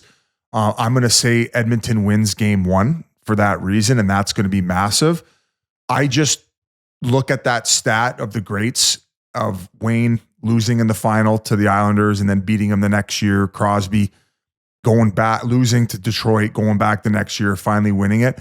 These guys are able to learn so much from these experiences and make the necessary changes that they need to make in order to finally be successful and win.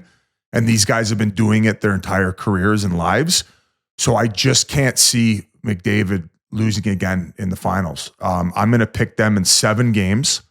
I cannot wait to see how crazy that building is in Edmonton for game 7. Like, Whit, you have to be in Edmonton if that happens. Oh, if it goes 7, I will be in Edmonton. No doubt in my mind. I don't think there's anyone more happy in the state of Florida than me that you're picking Edmonton. And that's fine. Maybe Big C's. That's fine. That's fine. And once again, I'm just picking that. I'm rooting from a distance. I do still have the Edmonton Oilers crop top in case you do want to wear it, Whit. I'll hand it off to you. I gave it to Cujo's kid. He actually has it right now. So we'll definitely get it on site throughout one game this series. But yeah, I agree though. Florida's a better team, but so is Edmonton, and they're going to figure it out and find a way. And the biggest X factor in this series is going to be Stuart Skinner, and I feel like he is just going to go nuclear.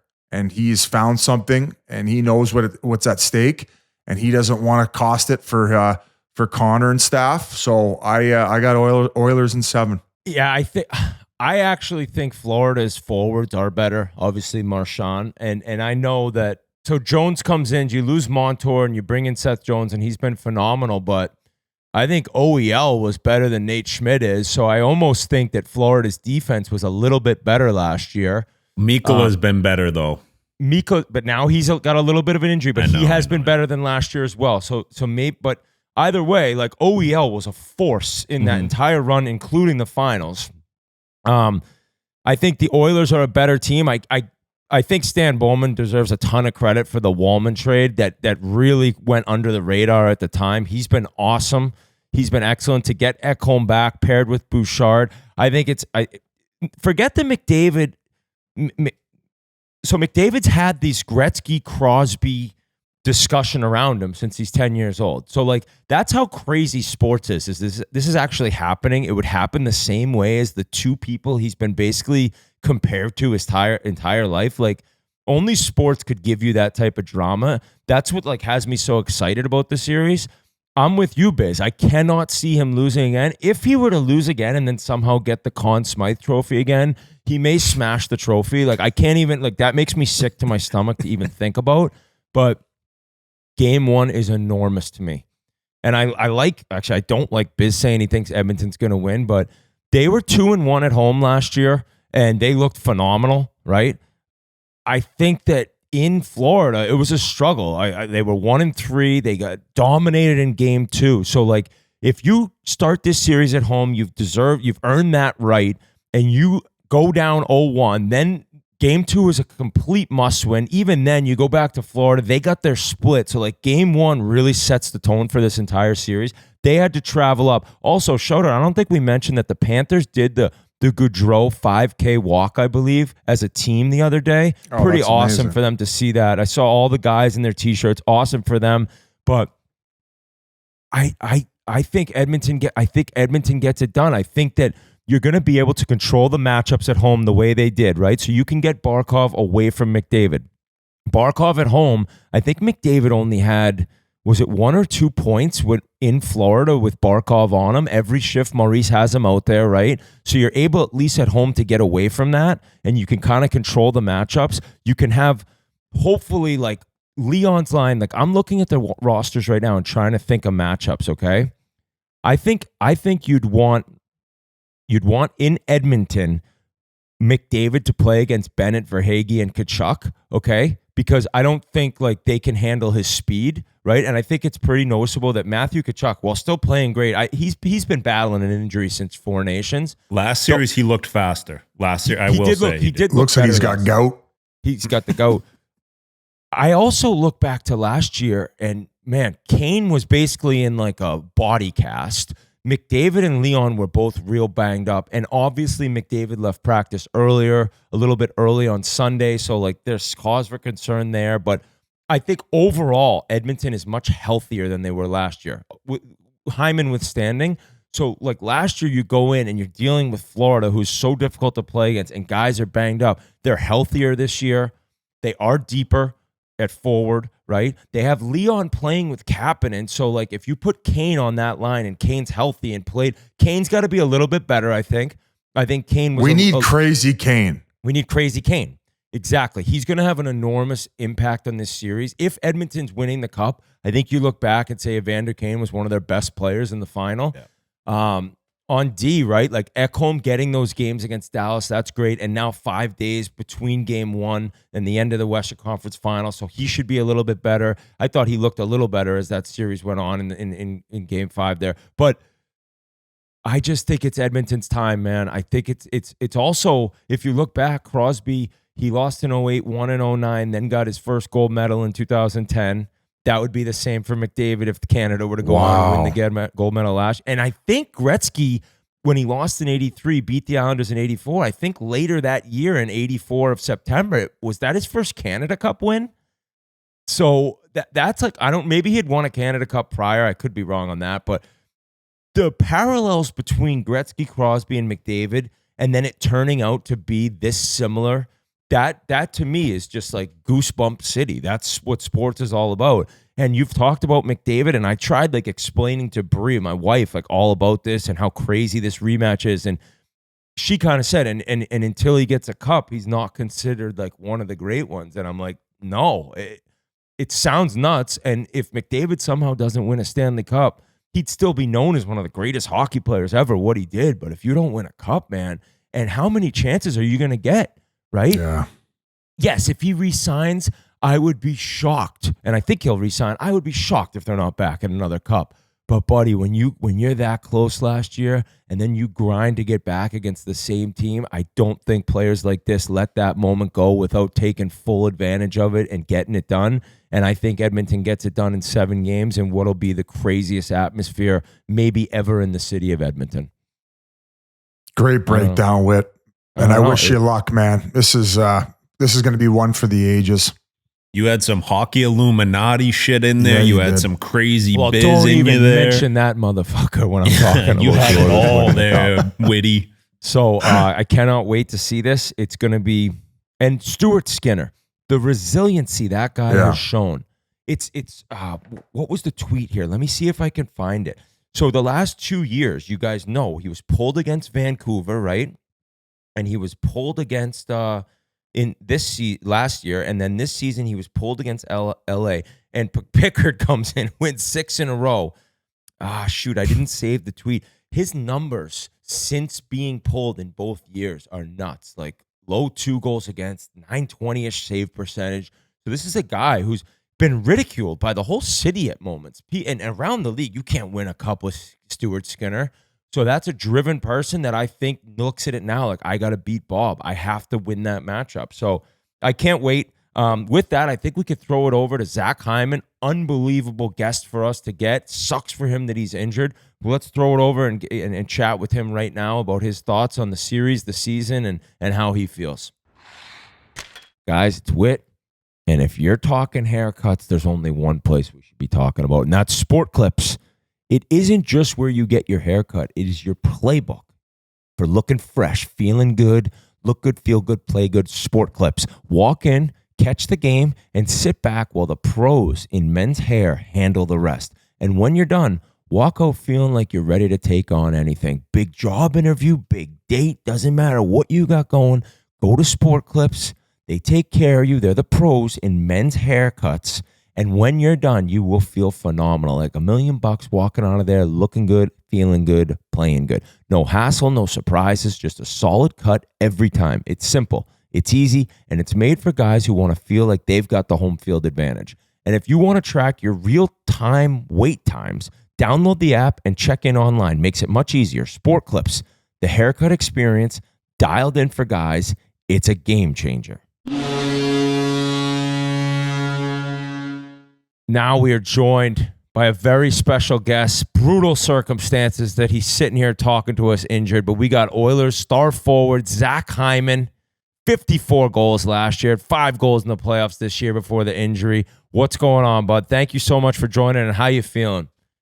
Yeah, thanks, Whit. Appreciate it, guys. I'm good. Obviously disappointed with the circumstances, but excited to be back. Excited for the guys, and this is what we've dreamed of for a year.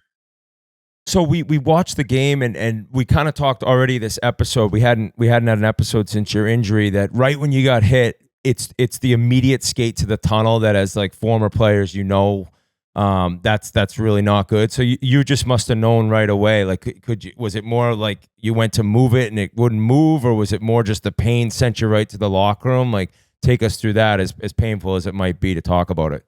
Yeah, no, it's all good. I knew right away. Like it just popped, and Marchman came right through my hands, and the full contact was on my wrist. And yeah, I just knew, as a player, when something's not right, and I knew right away, and it's unfortunate. So right then and there, like the emotion of the playoffs, the adrenaline, like, did you get emotional right then knowing that your run was done? Like, I hate to bring this stuff up. People are just so interested. Like that has to be a moment where you break down a little bit, knowing that like your chance to bring anything more forward for the team is, and you can off the ice, but on the ice, that probably hit you hard. Yeah, it's hard. Like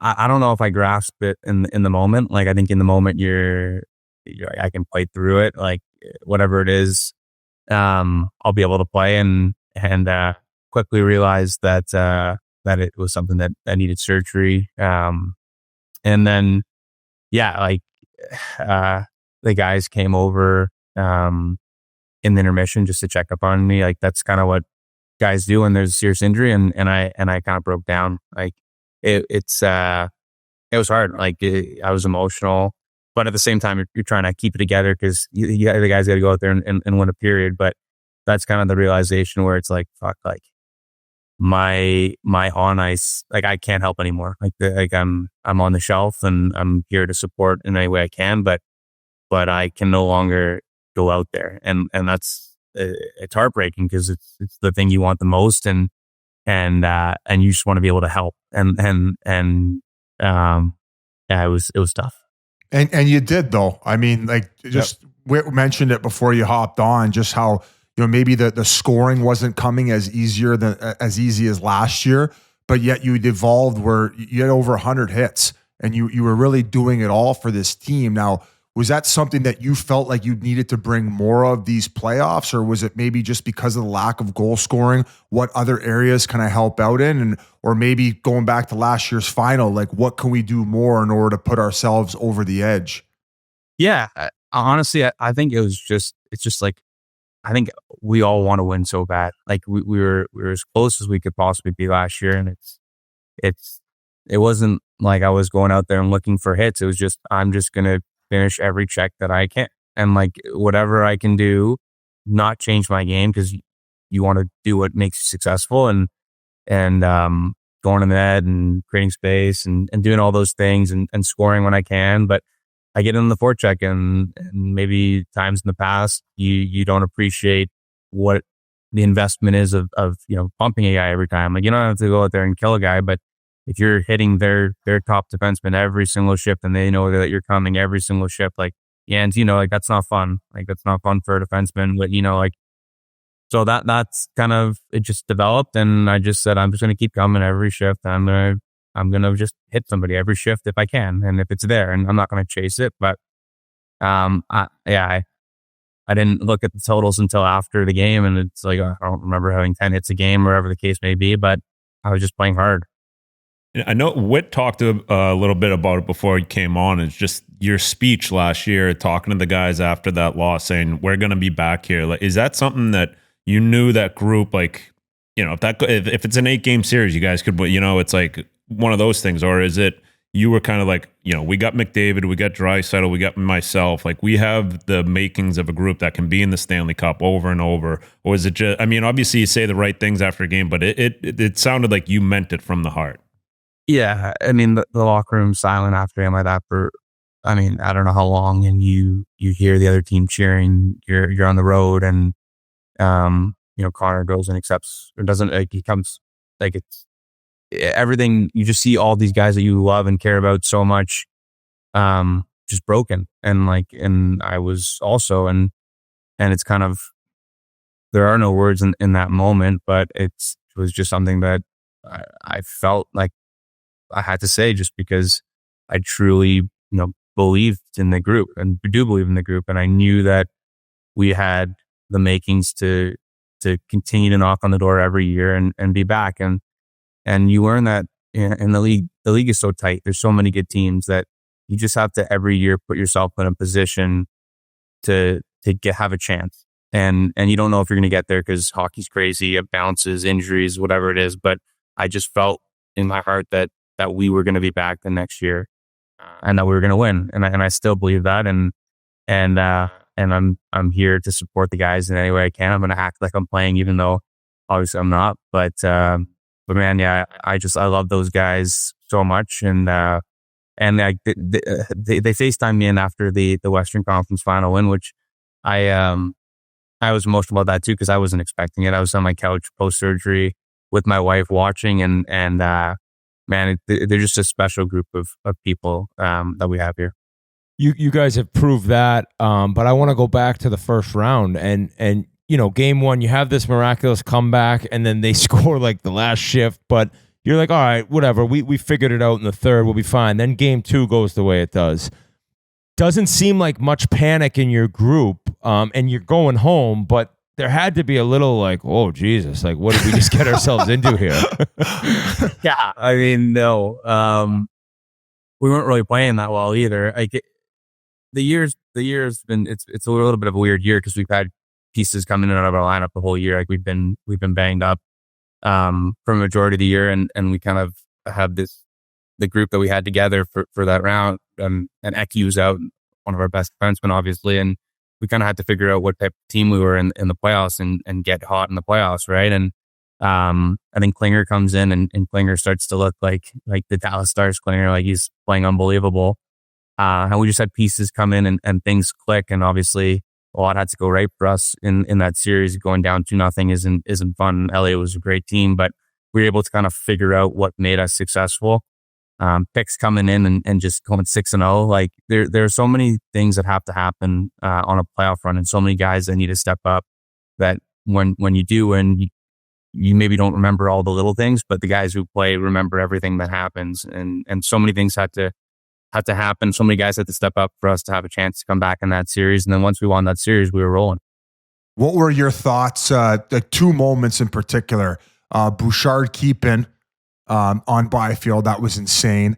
And then what was your reaction to the goalie interference call where they doubled down on it and you're like, oh my God, we got another chance. We're getting here. a power play. I think we talked to Kane on TNT right after, and he's like, oh yeah, we knew we were going to score on that one. And then you guys scored like 9 seconds later. So that was like just an insane like twist in the series, and then propelled you guys obviously on to victory. Yeah, that's sports. There's certain moments in sports where you just know that something's going to happen, even and it does. And for us, like, tie that game late, and then the challenge goes our way, obviously. And we just knew we were going to score. Didn't know it was going to be that quick, but yeah, obviously a huge turning point in the series to be able to get that win. And then game 4, I think just Bushi's keep is a series saving keep, right? Like you go from being down maybe 3-1 to 2-2 and having all the momentum. And the flip side, like as an Oilers fan, I'm sure you've experienced some devastating losses with us. And on the flip side, like when you lose a game like that, we know what that takes. So we lost game 1 to Vancouver last year. That took a lot out of us when we're up 3-0. And like those are some of the hard ones to swallow and to come back from. So on the flip side, we knew that winning that game was a big dagger for the Kings. I know going against Florida was probably difficult in the finals last year, but going against the Harmonica ladies, was that probably the hardest playoff battle you've ever been through?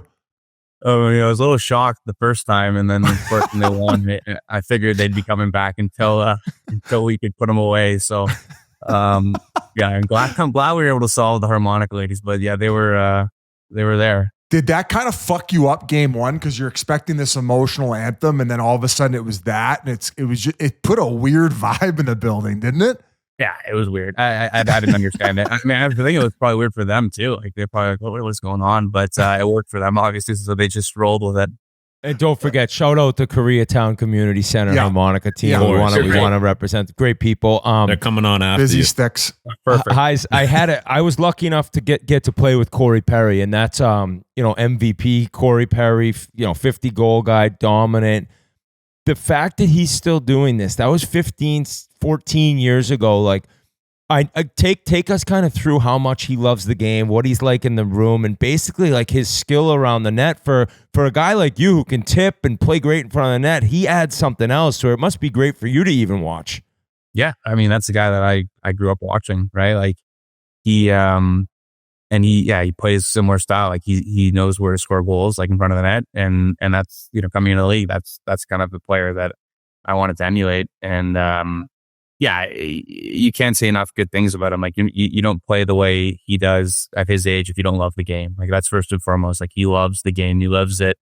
He takes care of his body, like he really does. And he's just got an elite hockey brain. Like he just knows the game. He knows where to be. He's evolved over time. Like he goes from a guy who's probably playing PK, PP 25 minutes a night to a lesser role, and then now a bigger role, right? Like I don't think anybody had him almost scoring 20 goals this year, and now close to leading the playoff in goals, right? It's remarkable, but I think it just speaks to how dedicated he is, and also like who goes to that many Stanley Cup Finals over and over again. Like he's on winning teams and he's a big part of winning teams just because he's a driver. Like he just cares so much. He's a huge part of our team, and I think just the reason he can still play is he just thinks the game better than anybody. Like he's just so smart and good touch, obviously. Has he ever gotten gout? You know what? I don't think so, but if he does, I guess I'll be asking you about it. He's pretty flexible, isn't he? Is he stretching all the time? I heard he's got this crazy stretch routine, kind of like Paul Correa. Oh yeah, I sit next to him in the locker room, so we're locker room buddies. But yeah, he stretches. He does all of his quirky stuff, but it keeps him young and keeps him flexible and able. I mean, the guys gets hit for the puck all the time too. Like when you're in front of that, you get hit, you get banged, you get bruised, and he just doesn't miss a beat, doesn't miss a game, and yeah, he's pretty cool. Do you think, considering you won't be playing in the finals, that we could put Shaq Hyman in your jersey and just let him skate, even though he's not on the playoff roster? I would love, you know what? We got to bring Shaq on. Shaq's got to get to come to Edmonton. We got to bring him in. I know. Doing his strut biz, his skating strut. Yeah, his sneakers. We still have that big stick in the back room, so we got him ready. Like we're ready. What I was hoping for is maybe Cates could get off his wallet and hire Shaq to DJ because he DJs, right? Ooh. I think he charges like $50 to $100K for a set though, so I don't know if he can afford that. And then also send the plane for him and Chuck. Because if you got to experience that atmosphere, that building, the roof might come off game one. Like that has to be the loudest building that you've ever played in. Yeah, it's unbelievable. Listen, I think if those two are open to it, let's make it happen. Like I got time on my hands now. Obviously, I'm not playing, so I'd love to shoot the shit with them and watch a game. Bring them out to Rogers. Okay. Have the boys addressed in the room how the loyal Oilers fans out there are just going toe to toe with each other after big wins? Like, have you seen these videos of the mosh pit? It's like, and I think it's just almost fights of passion and love to the Oil. But have the guys noticed? It's bum fights. Yeah, we've seen it. It's wild. Yeah, I mean, lots of passion in the city. So, and you know, I think that's another great thing about these playoff runs is it just shows. I mean, first of all, Edmonton at this time of year is beautiful. Like it's awesome, and it's an amazing city. And I think people don't really know about it. It's pretty hidden. Like when I was signing here, everybody was like, "Oh, it's really cold and not much to do." But man, like the fans are unbelievable here. The city's unbelievable. Food here is great. Like it's an amazing place to raise a family. I can't say enough good things about the city and the people. So if you want to come to watch the best hockey, I mean, no better place. And obviously you know, from Canada, you've only played in Canada, and seeing that the cup hasn't been back there since 93, like not only for Edmonton, but what do you think it would mean for the entire country for, you know, you guys to bring it back there? I mean, it'd be special. Like I think it's due for sure. And hockey's Canada's game. It's, you know, Canadians love hockey. It's what we live for. Ever since I was a kid, that's all I wanted to do was lift the Stanley Cup and be a hockey player, right? And I've had the good fortune of playing in two amazing Canadian cities and Canadian markets, and I wouldn't trade it for the world. And the city of Edmonton, the people of Edmonton deserve it, and I'm hoping that we can bring it home. I think one of the storylines has been the fact that you guys have been getting that depth scoring. It hasn't been you guys haven't just relied on 97 and 29 in order to get it done. How was it bringing in a lot of these new faces, and what's made them get so easily acclimated to the group and help you guys provide that secondary scoring?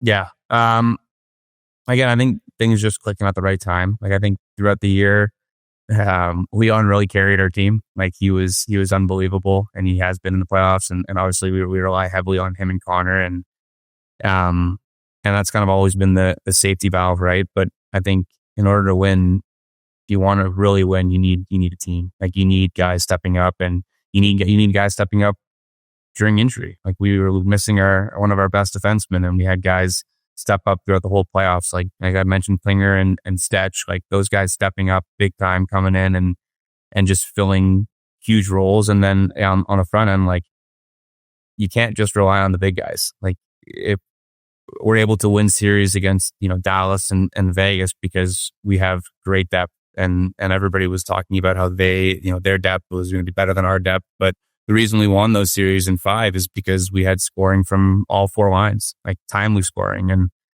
And you look at the Panthers too, like they've got great depth too. The 2 teams in the finals are teams that have scoring throughout the entire lineup. And I think it's the reason, you know, both of us are here. take us through when the boys first heard or saw Evander showing up in Rolls Royces, Ferraris, like how? And then I think Connor Brown was with him for one of them. We've made some jokes, but where did this come from? When did you guys know he was going to be doing this? Well, first of all, I heard Kaner told him it was going to be a tractor, and that's why Connor Brown showed up. And then he was surprised with a Rolls Royce or Ferrari or whatever. You know what? I don't know if you guys know Kaner too well, but he loves the flair, right? Like he's a guy who makes hockey, fun outside of hockey, right? He brings a different type of energy. A lot of guys are serious and very methodical with their process. He's a guy who just loves life and loves having fun, obviously, and is obviously a hell of a contributor for us. Like he brings it every night too. So we missed him throughout the whole year, and he came back for playoffs, and he's going to be Evander. Like that he's going to bring his flair, and his flair was showing up in these fancy cars. And remember when he came back, Brownie was actually walking to the rink. It wasn't a planned thing, and Evander, pulled up like from the hotel drive. Like the hotel from our hotel to Crypto in LA is like a 30-second drive, like 2-minute walk, and Evander's driving by, and he pulls down his window, and Brownie's walking. He says, "Get in." So Brownie gets in, and we didn't know Brownie was going to be in it. And then we saw the Insta like an hour later from the Oilers, and we just started dying laughing. It was classic. He gets in and he's like, "Vroom. All right, boy, let's go to the rink." Oh, and it's like it's literally like a one lane drive. Like it's 2 seconds, but it was classic. Is he paying for? Like, how did he line that up? I don't know. I don't ask questions. I just that's an Evander question. I'll leave. He's got his secrets. He probably won't tell me, but he's got. I wonder what he's gonna bring for the finals. Like he's got a new car every game. So that was the one thing that we'd heard, is that like your group really embraces his personality and what he's like. You said he's a flashy guy, right? And maybe in some locker rooms that doesn't mix because hockey guys are a little vanilla, but that's really cool that you guys have embraced him for like who he is. And yeah, that's allowing him to show his true personality. But saying that, do you guys rib him hard in the room about all this shit? Yeah, for sure. I mean, that's everybody does. So like, that's hockey banter, right? Like we're all over each other all the time. Like that's the beauty of a close locker room. These guys are chirping each other all day long. But yeah, I think Evander, like I think he's matured a lot. Like he's a dad now of 4. Like he's really grown up from, I guess, the way people have thought of him in the past. But he still has that fun side to him. And I think during the course of an 82 game season and a long playoff run, like you need guys who bring a different type of energy. And we have a lot of guys who are obviously very serious and dialed in, and to have a guy who brings a different type of energy is refreshing. So it's been fun. And like I said, he's been a horse, a horse for us, and we're going to need him. Of the guys that you've brought in, like there's a crazy amount. Who's the one that surprised you the most? In what way? Just like everything, like as far as like how much game he actually has on the ice. Cause some of them, like Trent Frederick played in Boston, right? Like you maybe don't see him as many times per season, and just maybe personality wise that people don't really know what these guys are like behind the scenes. I mean, there's so many, like we're a character. We're a team of almost miscasts at time. Like we bring in guys who are at different points in their careers. And they get a revival in Edmonton. And I think, it's a credit to our group and being able to just make guys feel comfortable and make them feel like themselves. Right. I think it's really important. I think there's lots. I mean, my favorite story is probably Klinger. Like Klinger went from, he came in on a 1-year deal. I think he played 10 games. He was on the IR, and I think people pretty much wrote his career off. Like they're like, this guy's done. He's never going to play again. Like he had his chance in Toronto, chance at Edmonton, and now he's like a top 2 defenseman. It's unbelievable. Like he's come in and just kind of said screw it and is just playing unbelievably. Like him and Wallman have found incredible chemistry, and for a guy like that to come in when everybody's written him off and just prove everybody wrong is pretty cool. And he's a great person. Like you go from being like a 25 to 28 minute player a night in Dallas to being on however many different teams he was on, and then to find the success he's found in Edmonton. Like couldn't be happier for a guy like him. Zach, we can't thank you enough, buddy. I we do need to sit down with you one time and go over your entire career, and maybe that'll be in the future. But just gutted for you, man. Honestly, like it's just such a kick in the dick as an Oilers fan not to have you out there in the final. And as a former player, like I'm really sorry you went through it. But as Biz said, you did so much to get him here, and we appreciate you taking some time, dude. So thank you very much. No, I appreciate you guys. Thanks for having me on. Guys, we're here. We need to talk about Rhoback. Rhoback's All-American collection just dropped, and it is everything. If you're hunting for a USA-themed polo for this summer, Ryder Cup coming up in the fall, Rhoback delivers. Prints, stripes, flags, you name it. Next up, their shorts. Whether lined or unlined, they're lightweight, breathable, and move with you. Easily the best workout shorts out there. I just got some sent to me. They're incredible, comfortable, awesome, and surprise, Rhoback swim trunks. We didn't even know they made them, but now we're hooked. There's incredible quality, perfect fit. Summer gear, Rhoback's got it all locked in. So use the code Chiclets on Rhoback.com for a generous 20% off your first purchase through the end of the week. That's CHICLETS on RHOBACK.com.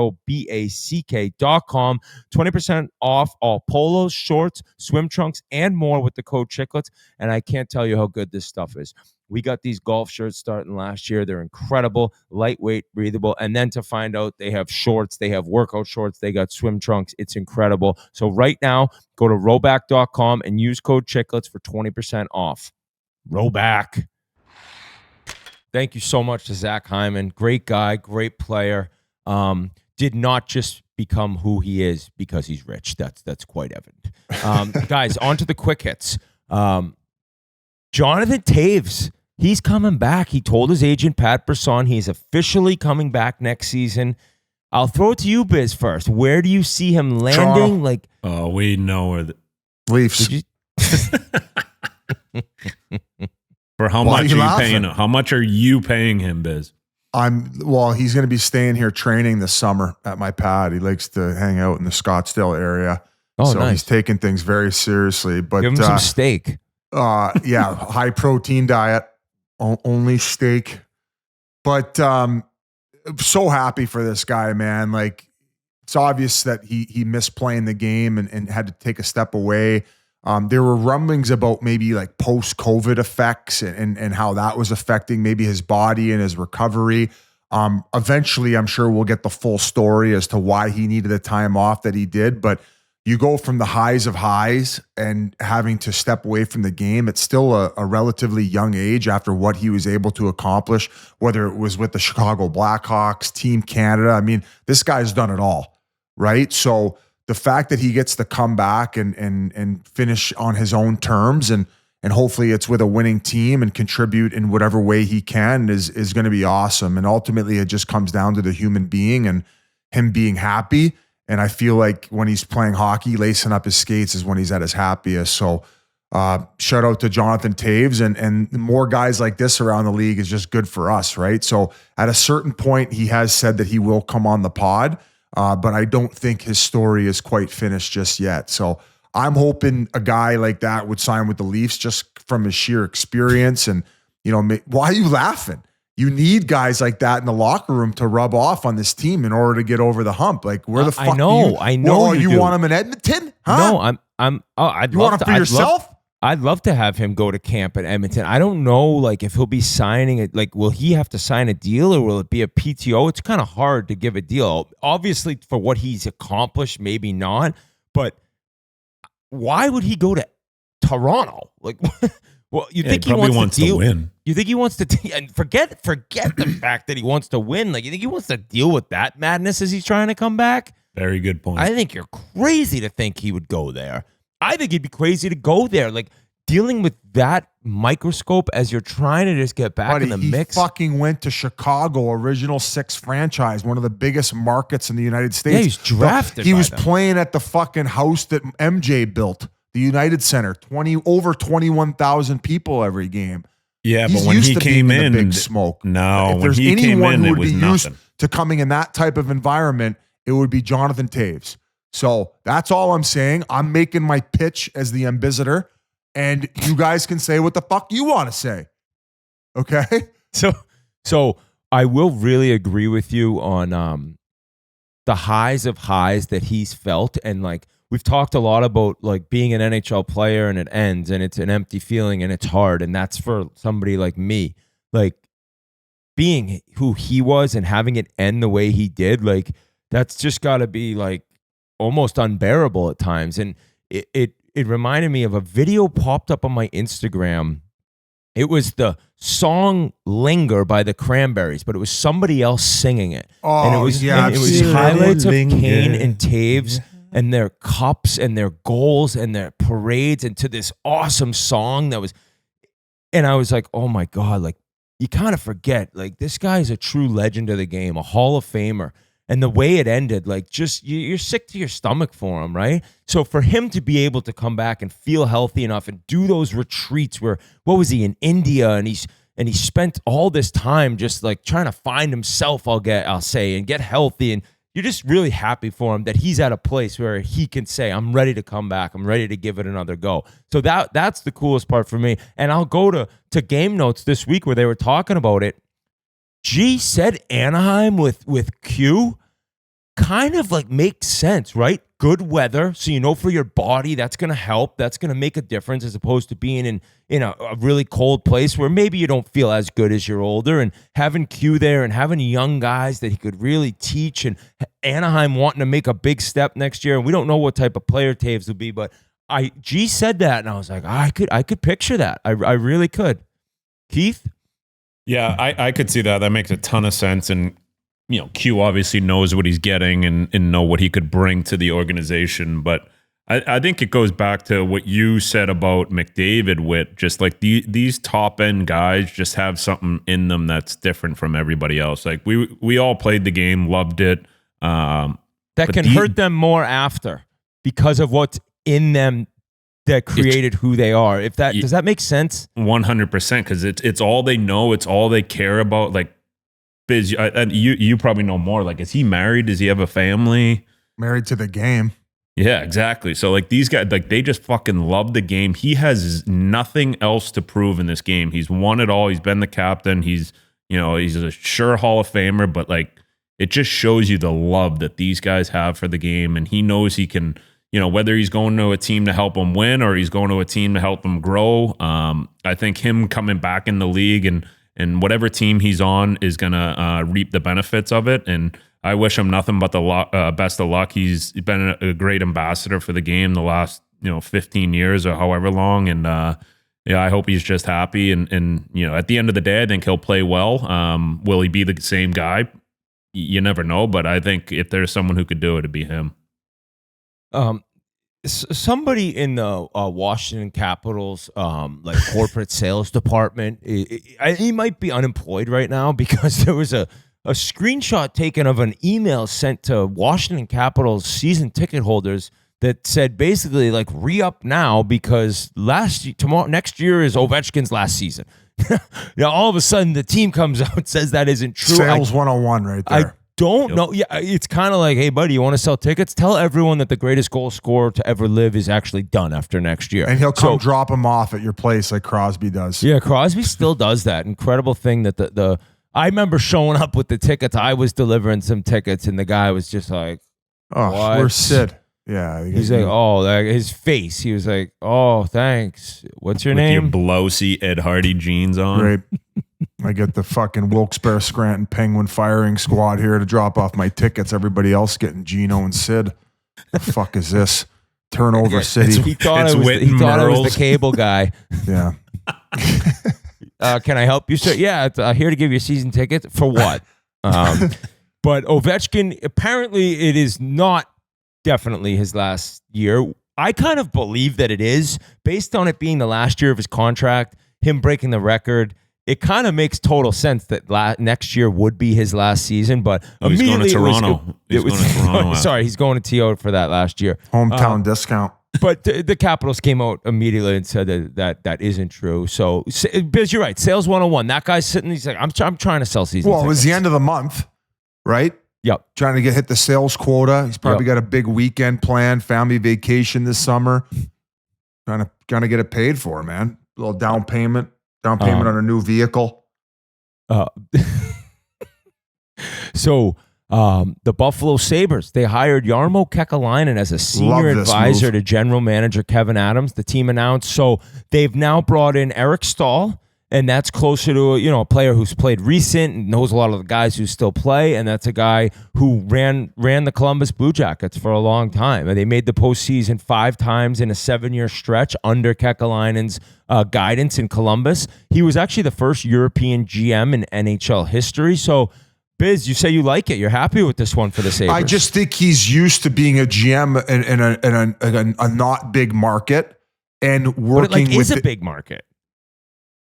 Yeah, but I'm talking about like working within your means, like to try to attract people to come play in Buffalo. It's not necessarily a team that has a shit ton of money to spend. At least they've been a little bit frugal with it. Like that's kind of what I'm talking about. You're talking about it being like a big draw on television. Yeah. Market. Yeah, I just meant more of like, you look at the Chicagos, the Torontos, like the original 6, and then like the other top tier markets. Where it's hard to get guys to go there like Columbus. It's just, especially like nowadays, like you look at, like I would assume that most top end talent have Buffalo on their no trade list. So how are you going to sell this as a destination that guys want to come to outside of who they're drafting, developing? Because it's hard. It's hard to attract. And especially with where the franchise is at right now. So he has experience building up a non-traditional franchise to at least making playoffs consecutive years in a row, if that's how you want to gauge success. And also alleviate a little bit of pressure and stress from Kevin Adams, because it seems like it's a little bit overwhelming, especially with all the rumblings that have came out of there. But yeah, I definitely like the hire. And I feel like he has had a lot of success in drafting and developing as well. And that's what they're going to need to do in order to get this team a lot better, because we know they're going to be drafting high. I'm happy for them. Yep. The Seattle Kraken, they hired Lane Lambert to be their new head coach. This was actually during our stream of Oilers Stars Game 5. I think G busted on and said breaking news. And to hear that, I was like, oh. I'm very happy for Lane Lambert. Been around the league forever, has done a great job, got his chance as a head coach, right? Lost it. Now he's getting his chance again. And to me, Seattle does nothing for me. They're kind of in an odd spot where they had all that success early on, and maybe that was bad for them, right? Where I get you want to get the fans of this new team excited, and you want to get season tickets sold and all that, but did it end up putting them a little further behind and not getting as high as of a draft pick as they probably should have had to really grow this thing into a true contender? Seems like an awesome place to watch a game. I still want to go to a game out. I think it's Climate Pledge Arena. The team, they beat Colorado that year. Since then, there's just not much there that gets the juices flowing hockey fan-wise for me. But happy for Lane Lambert, and maybe he can kind of turn things around a little bit. I just don't know kind of where Seattle goes. I know Botterill has now taken over as GM, so he's been around the game for a long time too, but Lane Lambert gets another chance. It's good to see somebody get another chance, although I did send a tweet out about this Gardner McDougall guy. When is this guy going to be given a head coaching job if he wants one in the NHL? I think he was the guy at New Brunswick, and now he's in Moncton, and his son's the GM. He just wins. This guy just literally wins everywhere he goes, and I'm talking about guys getting recycled in the NHL community. Does Gardner McDougall get a look? Hate to take away from Lane Lambert here, but just bringing that up. No, yeah. Best of luck to him in Seattle. Quickly change directions after the Dan Bylsma hire. I would say I was shocked by that one because he had success in the AHL in Palm Springs, where they went to back-to-back Calder Cup finals. By the way, I won a Calder Cup. I don't know how many of you know that. And it goes back to the Jarmo talk. Like how are they going to address the head coaching position? I don't think Lindy Ruff is the answer of the future. So there, you kind of brought it up with, there seems to be a lot of recycling where I feel like at this point in time, it needs to be, let's see some new blood in here. Let's see if they can get a little bit more out of these younger players and see if the development can speed up a little bit, especially in Buffalo, right? So I'm interested to see who they end up changing the seat with, but congrats to Lane Lambert, and let's see if he can fix things in Seattle, because ever since that inaugural season, it's been a dip, man. And they haven't been shy to spend the money either. They got Beniers on that extension. Chandler Stevenson ended up getting brought in. Who else did they bring? Montour. So they've signed some guys and they've spent some money. So let's see if they can get back to playoff hockey. Yeah, and they got Decord in net too. I mean, they got a good goalie. Hopefully, you never know when a team can turn it around like that. Do I think they will anytime soon? Probably not. But honestly, I don't watch a ton of them. Don't know much about Lane Lambert too. I think guys really love him as an assistant. Moving on with other head coaching spots, I was surprised. Maybe not super surprised. Once Matthew Darche became the GM of the Islanders, being a French guy, like Patrick was staying on. And I don't know if everyone thought that would definitely be the case, and maybe them being French, some sort of connection. He trusts in what Patrick Waugh can do and end up being for the Islanders as a head coach. But I mean, I was kind of surprised. Paul Mary re-signed. They've really stuck to. They've changed some things, but they stuck to Paul Mary, who's getting older, but he's still a hell of a player. But they re-signed him, and Patrick Waugh will stay there. And I think some people were wondering what would happen with him, but he's getting a chance under a new GM, which isn't that common. I feel like most GMs come in, they're gonna want to hire a guy, but Patrick Waugh will be there and he'll get that full season to figure out what he can do. And or was he brought in this year? Or was he brought in the year prior? Year prior. Yeah, so this was his first full season. Wow. What do you got? Real quick, rumor boys, I was just gonna say, don't be surprised if the Islanders trade that first overall pick. I wouldn't be surprised one bit. I think it makes a ton of sense just because in years past, there's been a definitive number one. People say it's Matthew Schaefer. People say it's Michael Misa. Matthew Schaefer hasn't played a game since December. They have James Higgins. Merles has harped on this. You have a kid in Long Island who is from Long Island, grew up a diehard Islanders fan. If you could trade back, 2-3 spots, still take Higgins and load up on more assets for the future, I think it makes a ton of sense for the Islanders. I get that he's from the. I think if you're basing your decision on that, you're out of your mind. Me too, Biz. I'm like, dude, if this kid, if they Schaefer's actually as think good he's as the everyone real says, deal, and they like that marketability aspect, then sure. But that's the thing. I don't think Matthew Schaefer. People aren't sold on him being the real deal. So if you can get, really, and I heard a cool. You're talking about the defenseman? Phrase. Yes, and I've heard a cool phrase, and it was. Not every kid wants to be drafted first overall. Not every kid wants to play for the New York Islanders. James Hagan wants to play for the New York Islanders. I just think it's something to consider. Yeah, I think that more has to do with the fact that if they think he's good enough to be drafted in a top 3 pick and he can make changes on the ice for the organization, like that's why I said, like, obviously finding somebody who wants to come play in Long Island is huge. And usually when kids are being drafted that high, they seem to be able to dictate their future a little bit more, especially nowadays. Shout out Eli Manning.